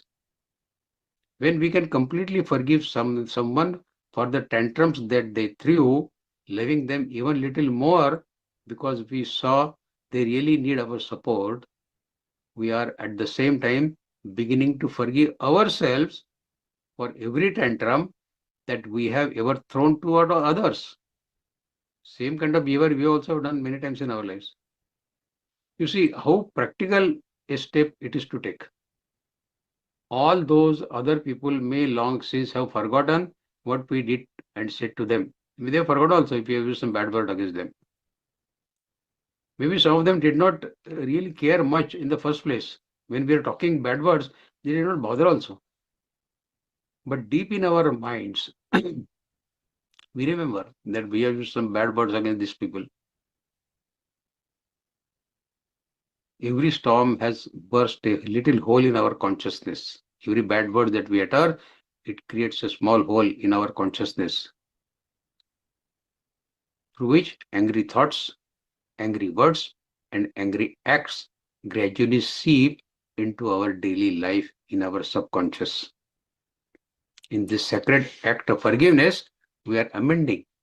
We are repairing thousands of these little holes that we have ourselves created by our bad conduct. It relieves us part of tremendous burden of these little holes. It also helps us to carry within healing our consciousness and taking the pressure of anxiety off our mind and our nervous system. It makes us feel little light when we forgive others. And it makes us much less likely to get provoked the next time when someone rubs us on the wrong side. Because we have experienced this, that by using bad words against others, we are feeling heavy within ourselves. So when next time somebody insults us, we remember the past experience that I've used bad words, I will feel guilty and I will be feeling heavy myself. So this is how the miracle of forgiveness works in our life. A small story. A prince grew up with his childhood companion who was always by his side in games, studies, in meals. They laughed together, they teased each other like two good friends do, shared everything like equals. One day, the friend revealed his true identity. He was not an ordinary boy, but the mighty guardian spirit of the kingdom, who had been sent to protect the prince since the birth. The prince was stunned, suddenly realizing that all his casual words, playful behavior were directed at a divine being. Filled with humility, he bowed down and asked for forgiveness. In the same way, Arjuna had always been Krishna, has always seen Krishna as his dear companion, his friend. But now, after witnessing his Vishnu Roop, he realized Krishna's infinite divinity. Overwhelmed, he begged forgiveness for his earlier casualness. Knowing that even in friendship, reverence for the divine must remain. There are many people who are in the close circles of Swamiji, but they always maintain the respect for him. They don't talk light words. In the next two slokas, Arjuna is describing his glories and pleading for forgiveness again and again. Slok 43. Vitasi lokasya characharasya tvamasya pujyascha gururgariyan natpat samostya vedika kudonyo lokatrepya pratima prabhavo. Vitasi lokasya characharasya tvamasya pujyascha gururgariyan natpat samostya vedika kudonyo lokatrepya pratima prabhavo. Pita is father. Asi, you are father. Lokasya, of all the worlds. Chara is moving. Acharasya, non-moving. Tvam, you are asya, of this. Puja is worshipable. Guru, master Guru. Gariya, glorious. Tvat sama, equal to you. Asti, there is. Abhyadika, greater. Kuta, how is it possible? Kuta, anya, other. Lokatre, in all the three lokas, Swarga, Prithvi, Patal, api also, apratima prabhava, O immeasurable power. So this discussion continues by Arjuna. He says, Pidasi lokasya characharasya tvamasya pujyasya gurur garyan natvat samamastya videka kutovonyo lokatrepa pratima prabhava. You are the father, also the great teacher, Guri Gariya, of this animate and inanimate chara and achara creations, and are supremely adorable. O Lord, manifesting incomparable glory in all the three worlds, there is none equal to you, then who could excel you? Natvat samoste vidika kutonyo lokatrepe pratima prabhava. No one is equal to you. So how can somebody can be greater than you? Arjuna says that Sri Krishna is the greatest and the senior most. The father is always senior to the son. Sri Krishna is the father of all fathers that exist. Similarly, he is the spiritual master of all the spiritual masters. All the spiritual masters that are present, he is the master of them all. The spiritual master was the creator Brahmadeva, who passed on the knowledge to his disciples, and the tradition continues thereafter. However, Brahmadeva received the Vedic knowledge from Sri Krishna. Śrīmad Bhagavad says, Sri Krishna imparted the Vedic knowledge into the heart of first-born Brahmadeva. Thus, he is the supreme spiritual master. Upanishad says, there is no one equal to the God, nor is there one superior to him. Realizing Sri Krishna to be the same supreme Lord of Vedas, Arjuna is declaring his attributes here. Tattat samostya vidika kutonyo. God being the infinite and supreme abode of all, everything, objects, ideas, qualities, or knowledge, beings, they all emanate from him. It is in this context, that God is the supreme father.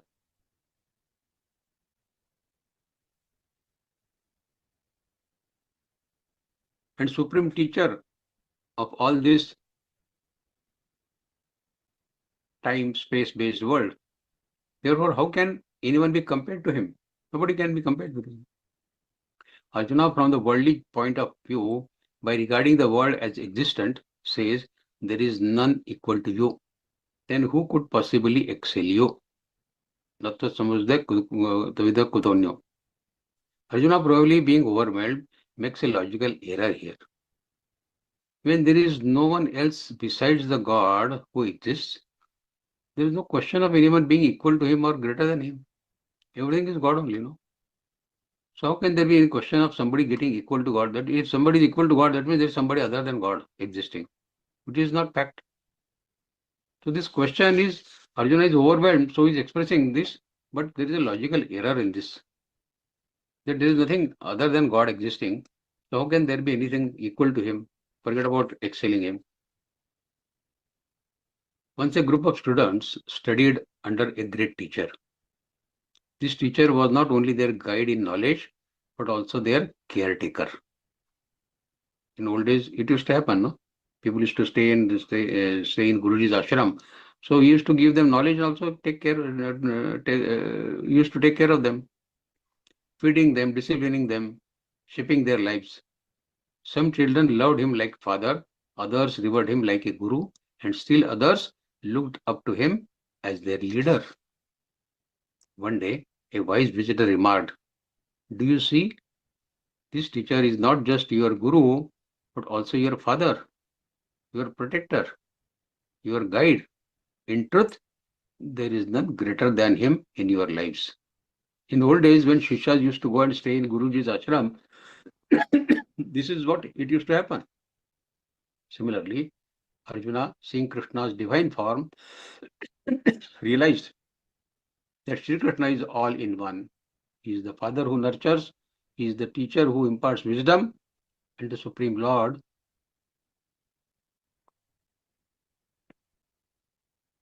who governs us all. So there is none equal to him or greater than him. because he alone pervades and sustains the entire cosmos. Slok 44, next sloka.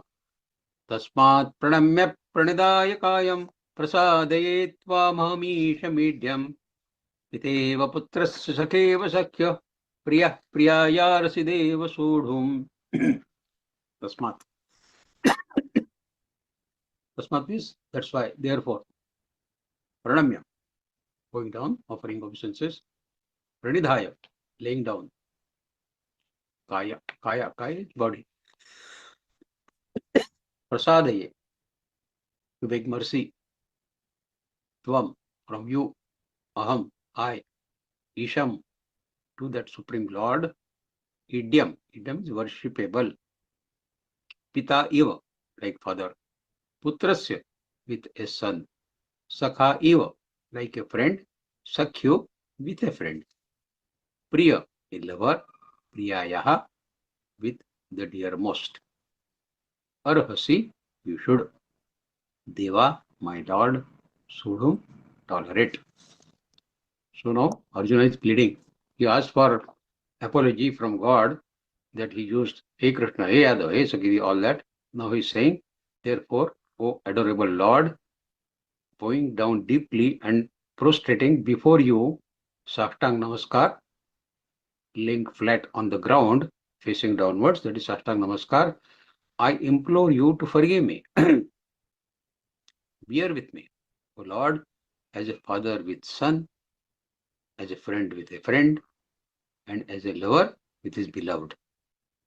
And forgive my faults, whatever I have done in behaving with you. Now, considering his behavior as transgression towards God, Arjuna is asking for pardon. While interacting with Shri Krishna, playing, eating, jesting, talking, resting, he did not show the respect that is appropriate towards the Supreme Almighty. However, no one minds transgression when they are made because of high level of intimacy shared with other person. No government official has the privilege to joke with the president of a country. Can he afford to crack a joke with the president of a country? Yet, the president's personal friends, they tease him. They jest with him. Or sometimes they even yells at him. The president does not mind it. If a friend cracks a jokes with him, or sometimes he uses some bad words against him. Rather, he values that jest as a close friend more than all the respect that he receives from his subordinates in the office. Thousands of people salute an army general, but they are not as dear to his heart as his wife, who sits next to him intimately. Generally sitting in the parade, thousands of people are going saluting him, but the wife sitting next to him, she is more dear to him than all the soldiers who are saluting him. Similarly, Arjuna's intimate moments with Sri Krishna were not transgressions. They were expression of depth of his loving devotion, nurtured by sentiments of being a friend. A devotee is humble by nature. Consequently, out of humanity, he feels that he may have committed transgressions and is asking for forgiveness. So obviously, there could not have been any serious lapse on the part of Arjuna, for which he should have had to beg Lord's pardon and forgiveness time and again and again and again and again. Because he was considering him as friend only. No? So knowingly he did not insult Sri Krishna. But it is the divine power of God which is so immeasurably vast that on knowing it, even a Rajarshi like Arjuna was reduced to insignificance of a mere dwarf and could not resist the spontaneity to prostrate and seek pardon again and again to absolve himself. In fact, the gravitative force of Lord Shri Krishna was always so intense that seeing it, every devotee lost control over himself.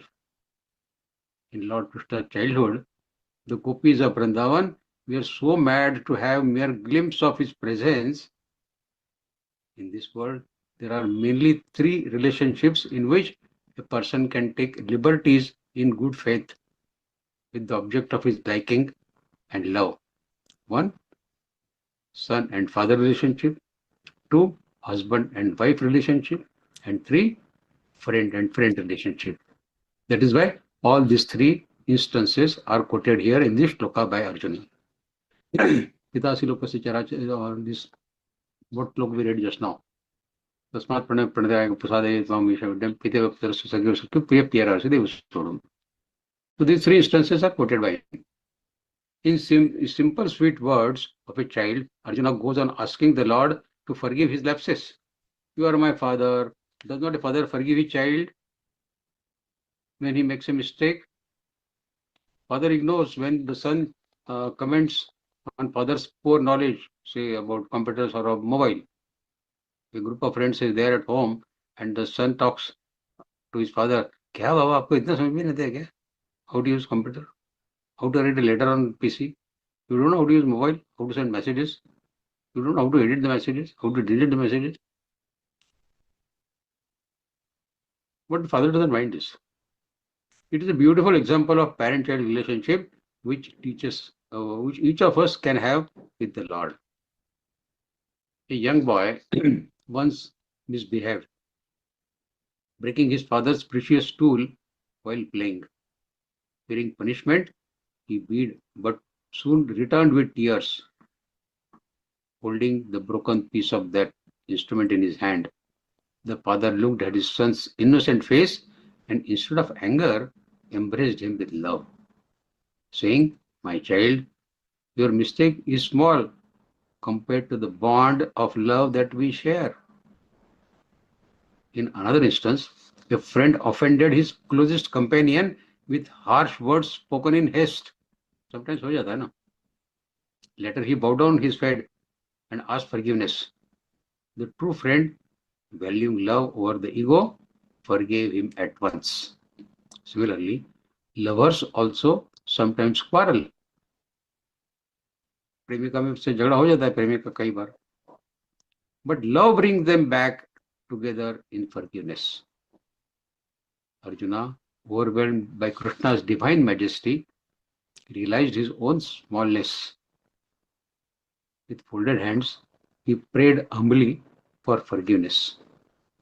Just as a child, a friend, or a lover seeks pardon from the beloved one, knowing that true love and mercy flow endlessly from the Lord, and it is Lord who can pardon him for all the things that he has done. Saketi matva prasami yaduktam, hey Krishna, hey Yadava Saketi, he can pardon me. The last look of today. Adruštapurvam rishitospe drštva bhairja parvididam mano me tadeva me darshaya deva rupam prasida devesha jagannivasa. Adruštapurvam, never seen before. Adruštapurvam, never seen before. Rishita, Rishita is gladness, pleased with. Asmi, I am. Drštva, after seeing. Bhayena, out of fear. Prabhvididam, perturbed, disturbed. Mana, mana is mind. Me, my. Tat, that. Me, to me. Darshaya, show. Deva, O Lord. Rupam, the form. Prasida, please be gracious. Please be pleased. Devesha, Deva Isha, Lord of Lords. Jagan Nivasa, the refuge of the entire world. So Adruštapurvam Prishidosmi Drštva Bhairja Parabhidam Mano Me Tadeva Me Darshaya Deva Rupam Prasida Devesha Jagan Nivasa. Arjuna says, I rejoice in seeing you as you have never been seen before. Adruštapurvam. Yet I am filled with fear by this vision of you, the abode of universe. Please be gracious and let me see you earlier pleasing form again, in your pleasing form again. I want to see that Krishna form which I know very well. I cannot see this Vishwarupa anymore now. O shining God of gods, please show me your normal roop. Now there are two kinds of bhaktis. One is called Aishwarya Bhakti and second is called Madhurya Bhakti. Aishwarya Bhakti and Madhurya Bhakti. What is Aishwarya Bhakti? Aishwarya Bhakti is where the devotee is motivated to engage in devotion by contemplating upon the almighty aspect of God. Oh, Sarvasva, Paramatma is almighty. The dominant sentiment in Aishwarya Bhakti is of awe and reverence. In such devotion, the feeling of remoteness from God and the need for maintaining the propriety of conduct is always perceived. मैं कहाँ, God कहाँ, like that. Examples of Aishwarya Bhakti are the residents of Dwarka, residents of Ayodhya, who worship Shri Krishna or Shri Ram respectively as their kings. Ordinary citizens are highly respectful and obedient towards their kings, although they never feel intimacy with them. Respect is different, intimacy is different. So they have the respect, but not feeling very intimate to him. While Madhurya Bhakti is that in which the devotee feels an intimate personal relationship with the God. The dominant sentiment in such a relationship is Shri Krishna is mine and I am his. This is Madhurya Bhakti. Examples of Madhurya Bhakti are the cowherd boys of Vrindavan who loved Krishna as their friend. Yashoda and Nand who loved Shri Krishna as their dear child. And gopis who loved him as their beloved. Madhurya Bhakti is infinitely sweeter than the Aishwarya Bhakti. So it is said that the divine bliss of God is immensely sweet. The bliss of God is always immensely sweet in all his forms. Yet, there is a gradation in this. The bliss of Dwarka form is sweet, which came out of respect for the king. The bliss of Mathura was sweeter. And the bliss of his Braja form is the sweetest. In Madhurya Bhakti, forgetting the almightiness of God, devotees establish 4 types of relationships with Krishna. One is Dasya Bhav.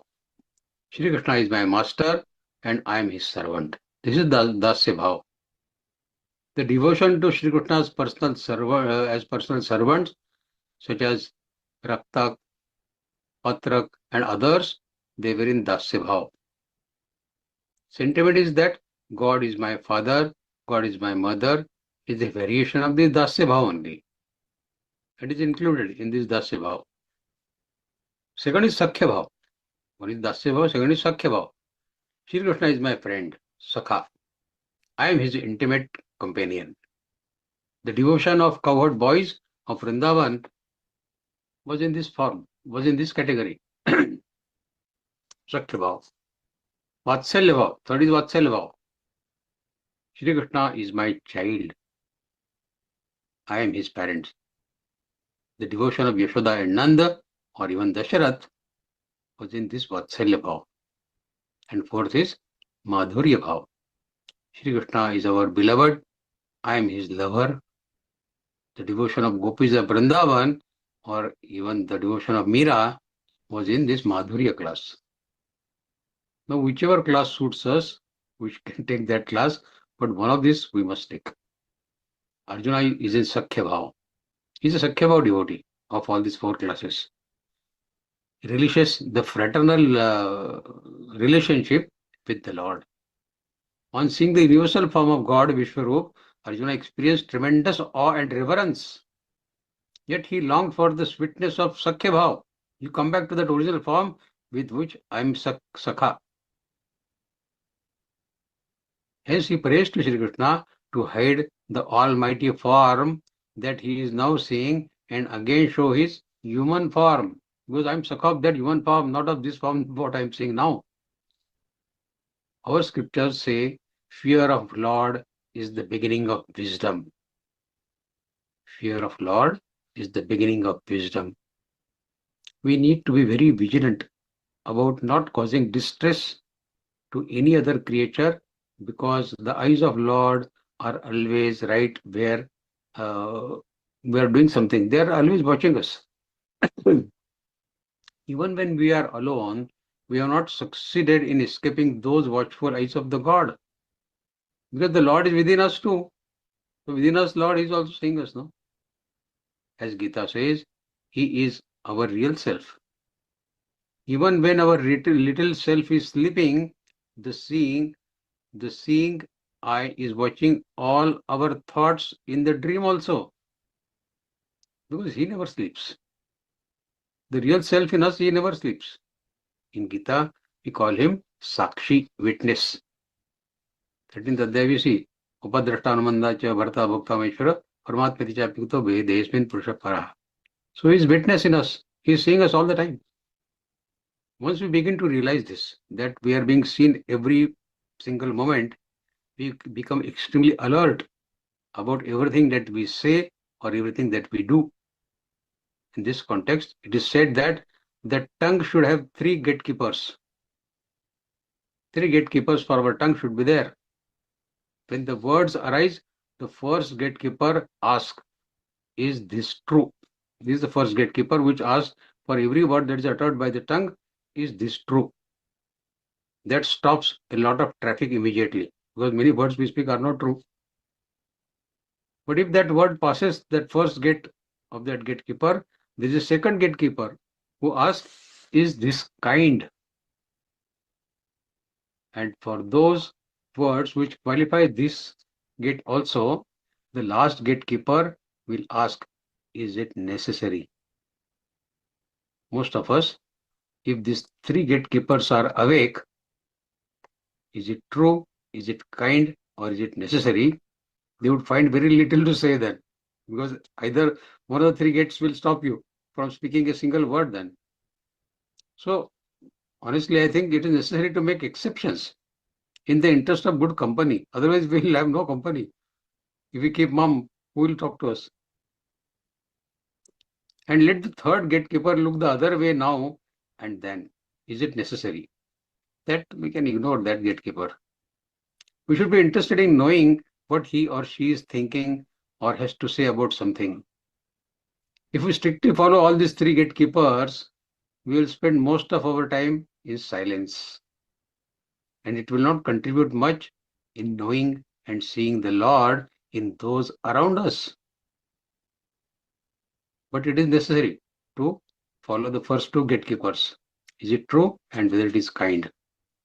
Not indulging in gossip of any kind, not speaking ill of anyone is a must.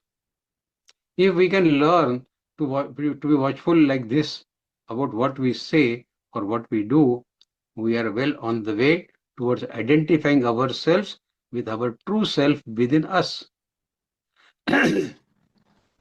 Once, when Arjuna saw the Vishwarup, the cosmic form of Shri Krishna, he was overwhelmed by his grandeur, by his terrifying aspects.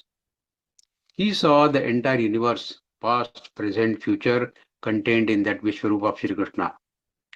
Arjuna witnessed countless warriors, kings, sages entering the jaws of time and destruction, all simultaneously. It was a vision of the ultimate impermanence and inevitability of the death, showing that every being, regardless of power, regardless of wealth, regardless of position, is subject to cosmic law. Everybody is going to enter that cosmic form of Lord in his fiery mouth. Arjuna realized that Shri Krishna was not just his friend, his charioteer or his guide, but the supreme controller, sustaining and dissolving the universe at will. This slok, 45th slok, emphasizes that Shri Krishna revealed the annihilation, the destruction of the warriors on the battlefield to Arjuna beforehand, so that Arjuna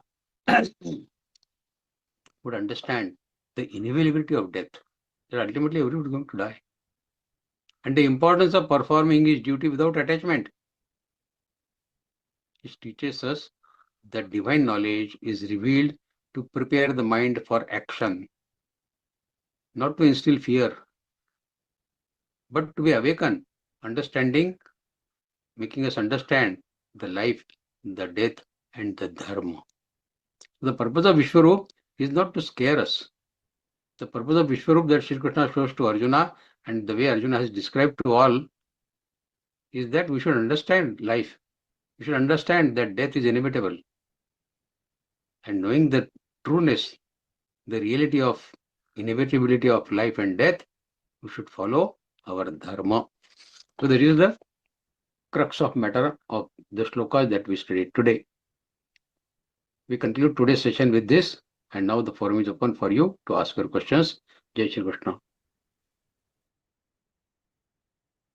Jai Shri Krishna Bhaiya. Thank you so much, Bhaiya, for that wonderful Vivechan session and bringing Arjuna's awe and devotion so lucidly to life for us. I'm sure, like me, all sadhaks of the session were totally mesmerized. Truly, Bhaiya, it felt like you continue and continue. We were one with Arjuna. A quick note to all sadhaks that the L4 grammar classes in various languages will be held tomorrow, Sunday, which is the 12th of October, at 9 a.m. and 11 a.m. It will be available both on the Zoom and YouTube platform. You may want to join the class basis your preferred language, as a strong foundation in Sanskrit grammar helps us with the correct pronunciation of the shlokas. Also, our 43rd L1 batch starts on 31st of October. So do let your friends and family know so that they too can come to the refuge of Geeta Ma and embark on this wonderful spiritual transformative journey which we have been blessed with. We now request sadhaks to please raise their hands and if possible switch on their video cameras to ask questions to Vikas Bhaiya. Yeah, please feel free to ask your questions. Rajendra Bhaiya. Rajendra Bhaiya. Jai Krishna, Jai Sri Krishna. Jai Shri Namaskar Krishna. Vaidya ji. I am very happy.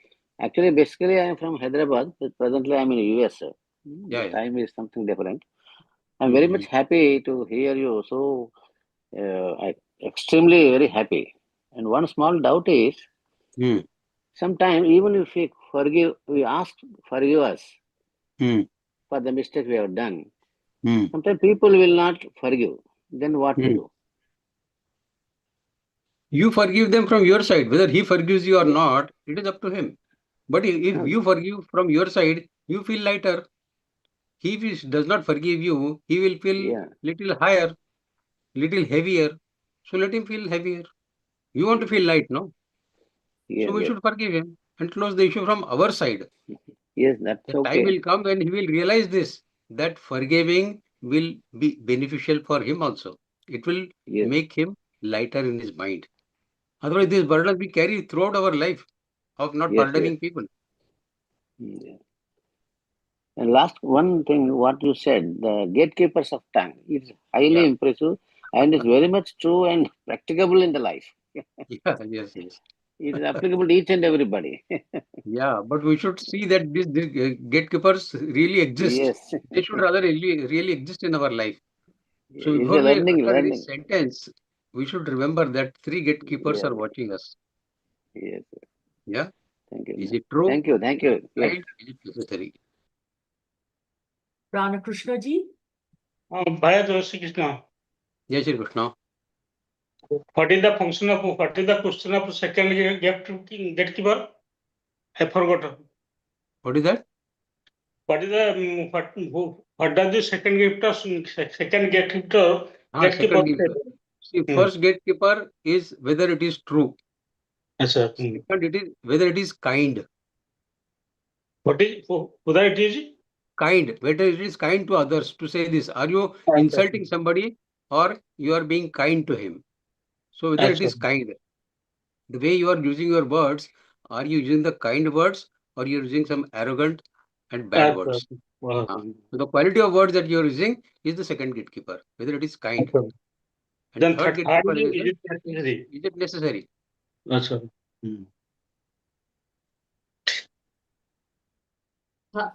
Krishna Rao ji. Hare Krishna Prabhuji, Hare Krishna Mataji. Jai Shri Krishna. Means it's so that Vivechan is so elaborate. We are not able to. I'm not able to fully remember each and every word which is spoken. It is so absorbing that I'm not able to remember whatever is so told. So many things at a time. It's not possible for me to remember. Mhm. So there is a way out. You will get a PDF of every word that is spoken. Whatever is spoken, it will be documented, and you can have a look at that document. One thing. Secondly, every word that is spoken, you can see it again on YouTube. Yes, So Prabhu. you can hear it again and again. One more thing, if you don't mind. Yeah. I want to ask you personal. You told that your father was, whenever your father was reading this sloka, that Yes. sloka, he was having tears in his eyes. Yes. And when your child was observing. Now Yes. also, when you read that chapter, that sloka, you remember your father. Yes. So I would like to know, as Hmm. you practice daily 18 chapters of Bhagavad Gītā, he also used to do 18 chapters, or any. He used to read 6 chapters every day. Not 18, but he used to read 6 chapters every day. Every day 6 chapters. That is 6 also chapters. great. Yeah, 6 chapters every day he used to read.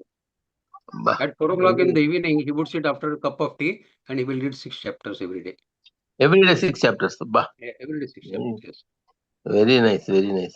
That practice we have to get. I don't know how we'll get, but it is a, if you think how I can, this means big mountain as if it is on mad, I feel.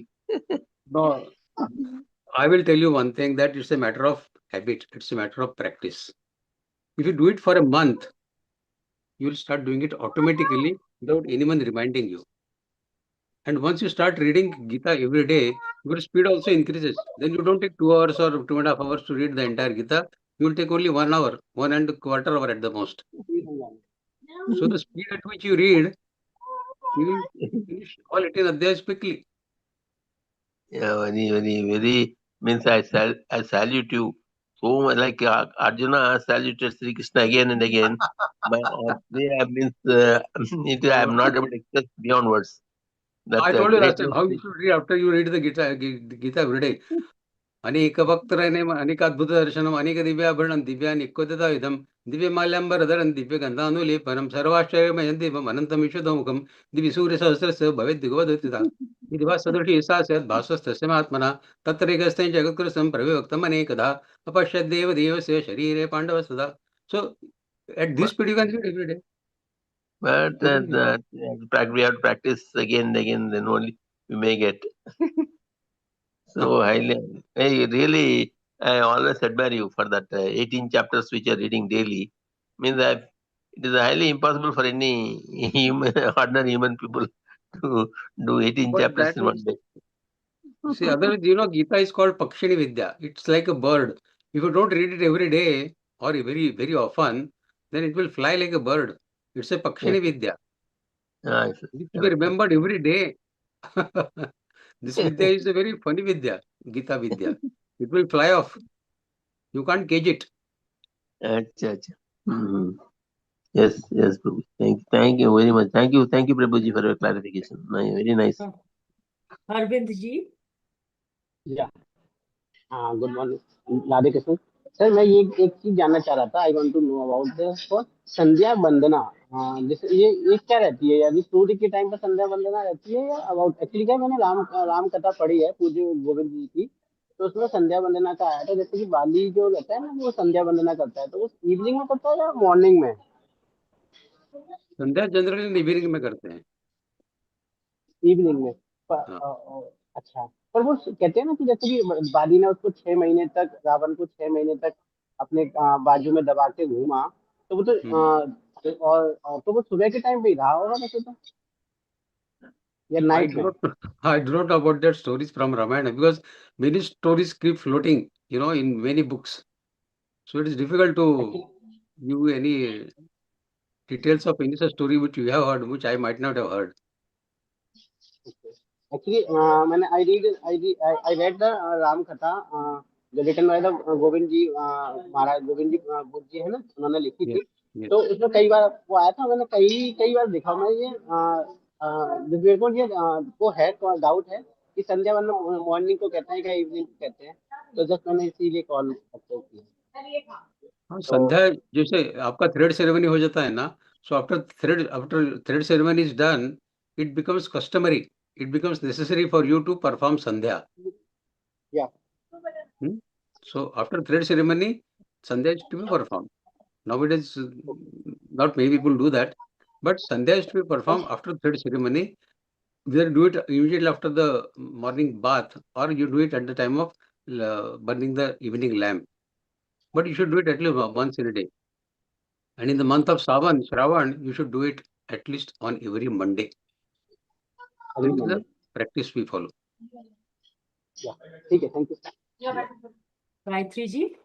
जय Shri Krishna Jai Shri Krishna. मुझे मातृ भक्ति 4 times types no I want to know again sir that alone The 4 types of bhakti, what we discussed, you want to know it again? Sakhya first one that matru bhakti Madhurya. Madhurya Aishwarya, Madhurya, all these things we discussed. yes sir If you want, we can discuss this once again, if you want.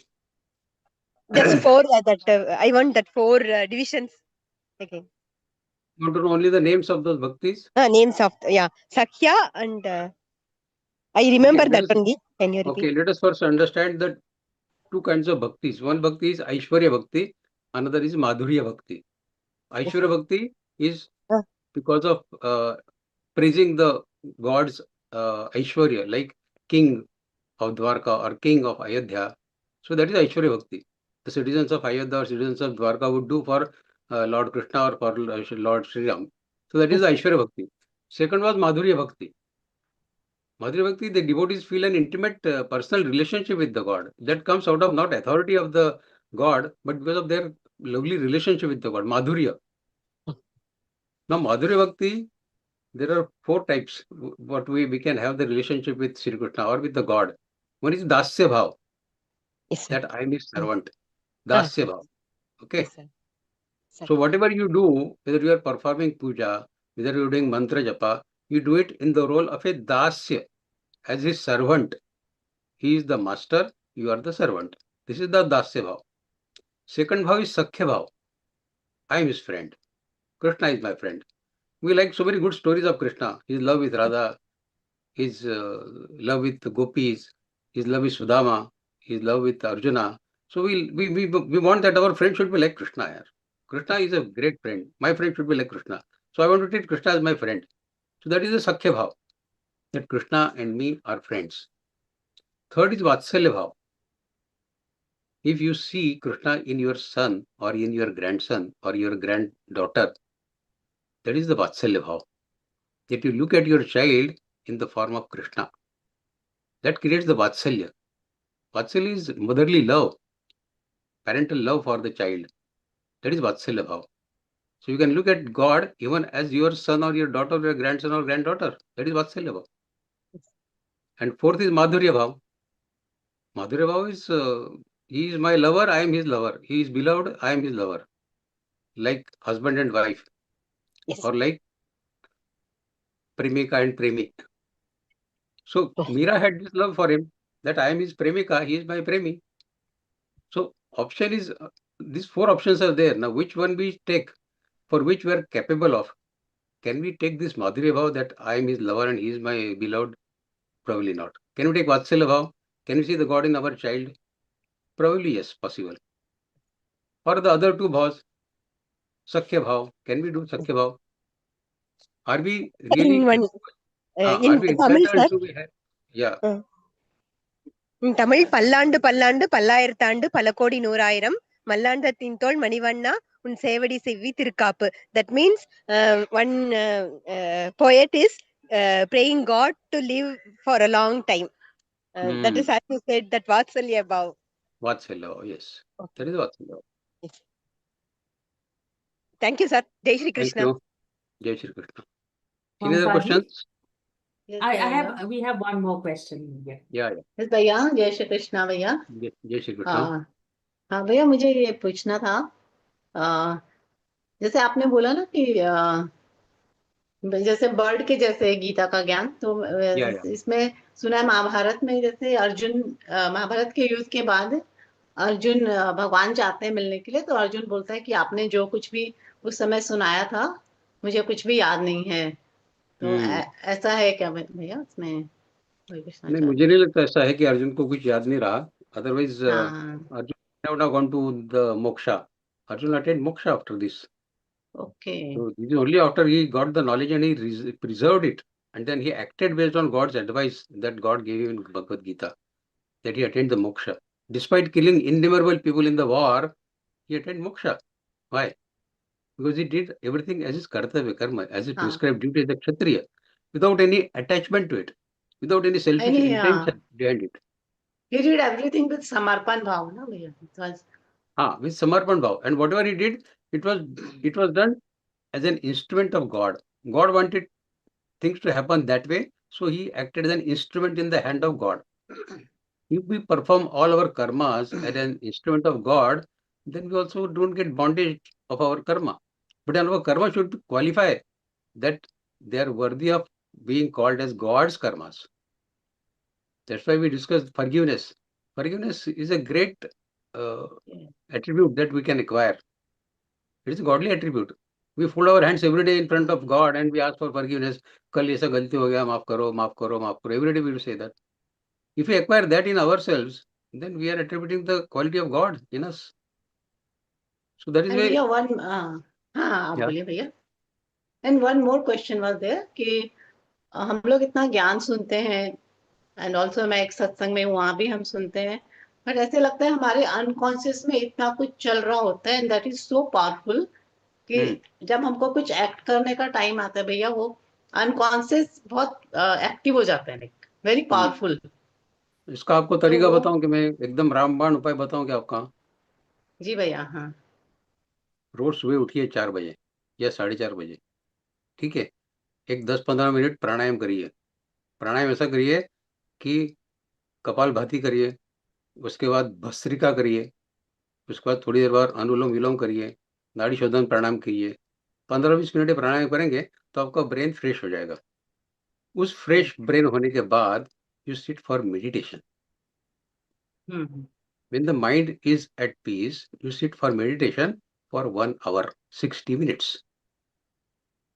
When you do meditation for 60 minutes, when your mind becomes thoughtless, at least for a fraction of moment, you start feeling the real bliss of God in that mind.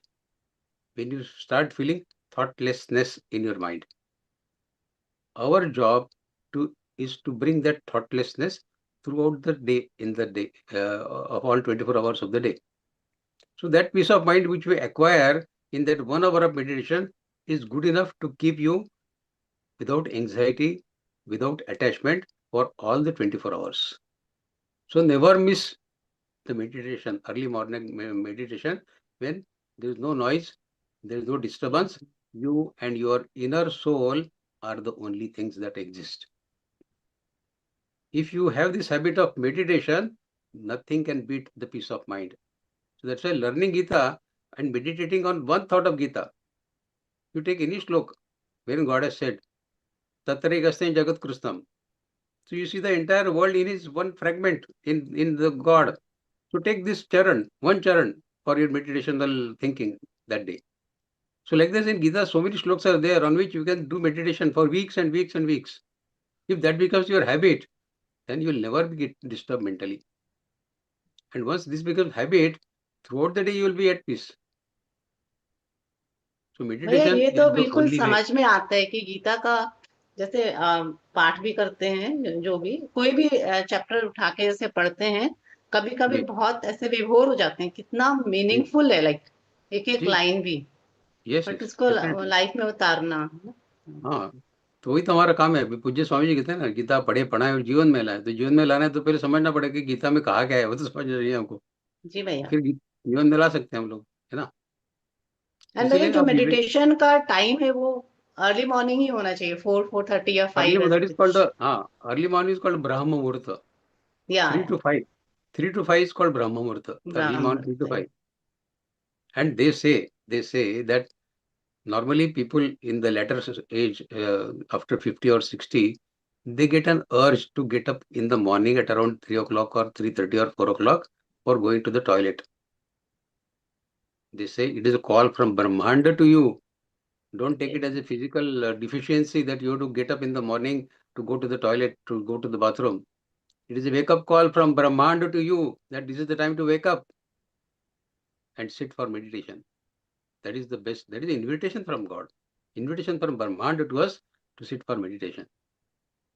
So it's an alarm set up by the Brahmanda to us to get up at 3:30 or 4 o'clock or 4:30, wash your face and sit for meditation. Nothing can beat that kind of sadhana. Meditation is the ultimate. Ultimate. Thank you, Vaidya. Thank you so much. Thank you. Thank you, Vaidya, again for that very absorbing vivachan and a more absorbing Q&A session actually, Vaidya. It was wonderful. I'm sure our sadhaks are, at least in their minds, a little richer after listening to such a wonderful vivachan.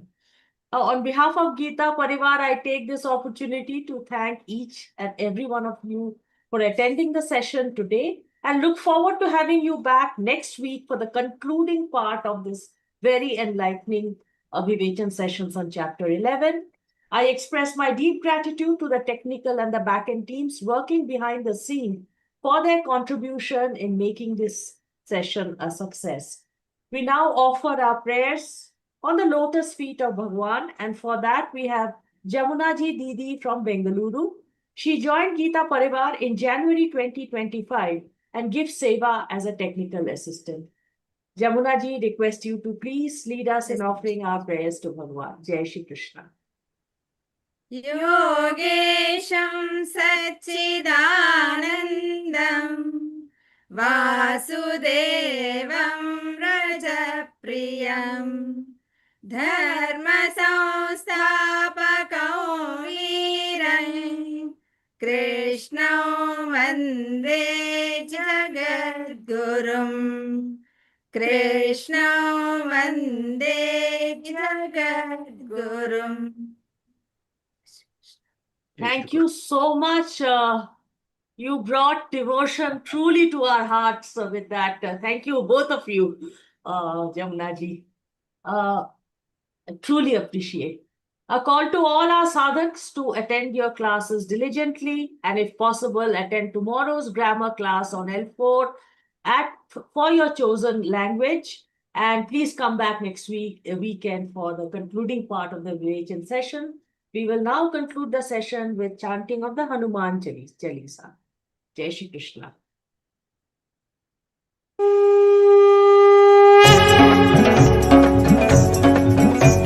Shri गुरु चरण सरोज रज निज मन मुकुर सुधारि बरनउ रघुबर बिमल जसु जो दायक फलचारि बुद्धिहीन तनु जानिके सुमिरौ पवन कुमार बल बुद्धि विद्या देहु मोहि हरहु कलेश विकार जय हनुमान ज्ञान गुण सागर जय कपीसति लोक उजागर रामदूत अतुलित बल धामा अंजनी पुत्र पवन सुत नामा महावीर विक्रम बजरंगी कुमति निवार सुमति के संगी कंचन बरन विराज सुबेसा कानन कुंडल कुंचित केसा हाथ वज्र ध्वजा विराजय कांधे मूंज जनेऊ साजय शंकर सुवन केसरी नंदन तेज प्रताप महाजगवंदन विद्यावान गुणी अति चातुर राम काज करिबेको आतुर प्रभु चरित्र सुनिबेको रसिया राम लखन सीता मन वसिया सूक्ष्म रूप धरि सिहि दिखावा विकट रूप धरि लंक जरावा भीम रूप धरि असुर सहारे रामचंद्र के काज सवारे लाय सजीवन लखन जियाए श्री रघुवीर हर्षि उर लाए रघुपति कीन्ही बहुत बड़ाई तुम मम प्रिय भरत ही समबाई सहस बदन तुम रोज सगावै अस कहि श्रीपति कंठ लगावै सनकादिक ब्रह्मादि मुनीसा नारद सारद सहित अहिसा जम कुबेर दिगपाल जहाते कवि कोविद कहि सके कहाते तुम उपकार सुग्रीव ही कीन्हा राम मिलाय राजपद दीना तुम्हरो मंत्र विभीषण माना लंकेश्वर भय सब जग जाना जुग सहस्र योजन पर भानु लील्यो ताहि मधुर फल जानू प्रभु मुद्रिका मेलि मुख माहि जलधि लांघि गए अचरज नाही दुर्गम काज जगत के जेते सुगम अनुग्रह तुमरे तेते राम दुआरे तुम रखवारे होतन आज्ञा बिनु पैसारे सब सुख लहै तुम्हारी सरना तुम रक्षक काहू को डरना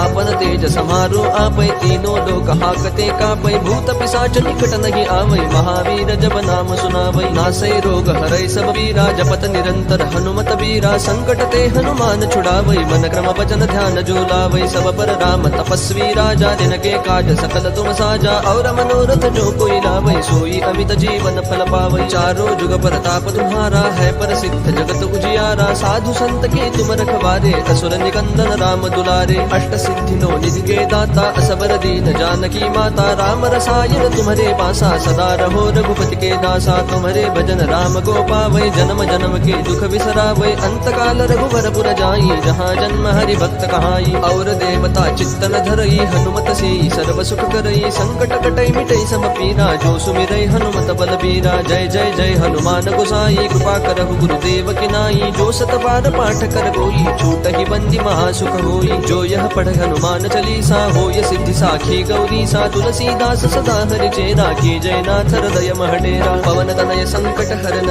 मंगल मूर्ति रूप राम लखन सीता सहित हृदय बसहु सुर भूप सियावर रामचंद्र की जय पवन सुत हनुमान की जय।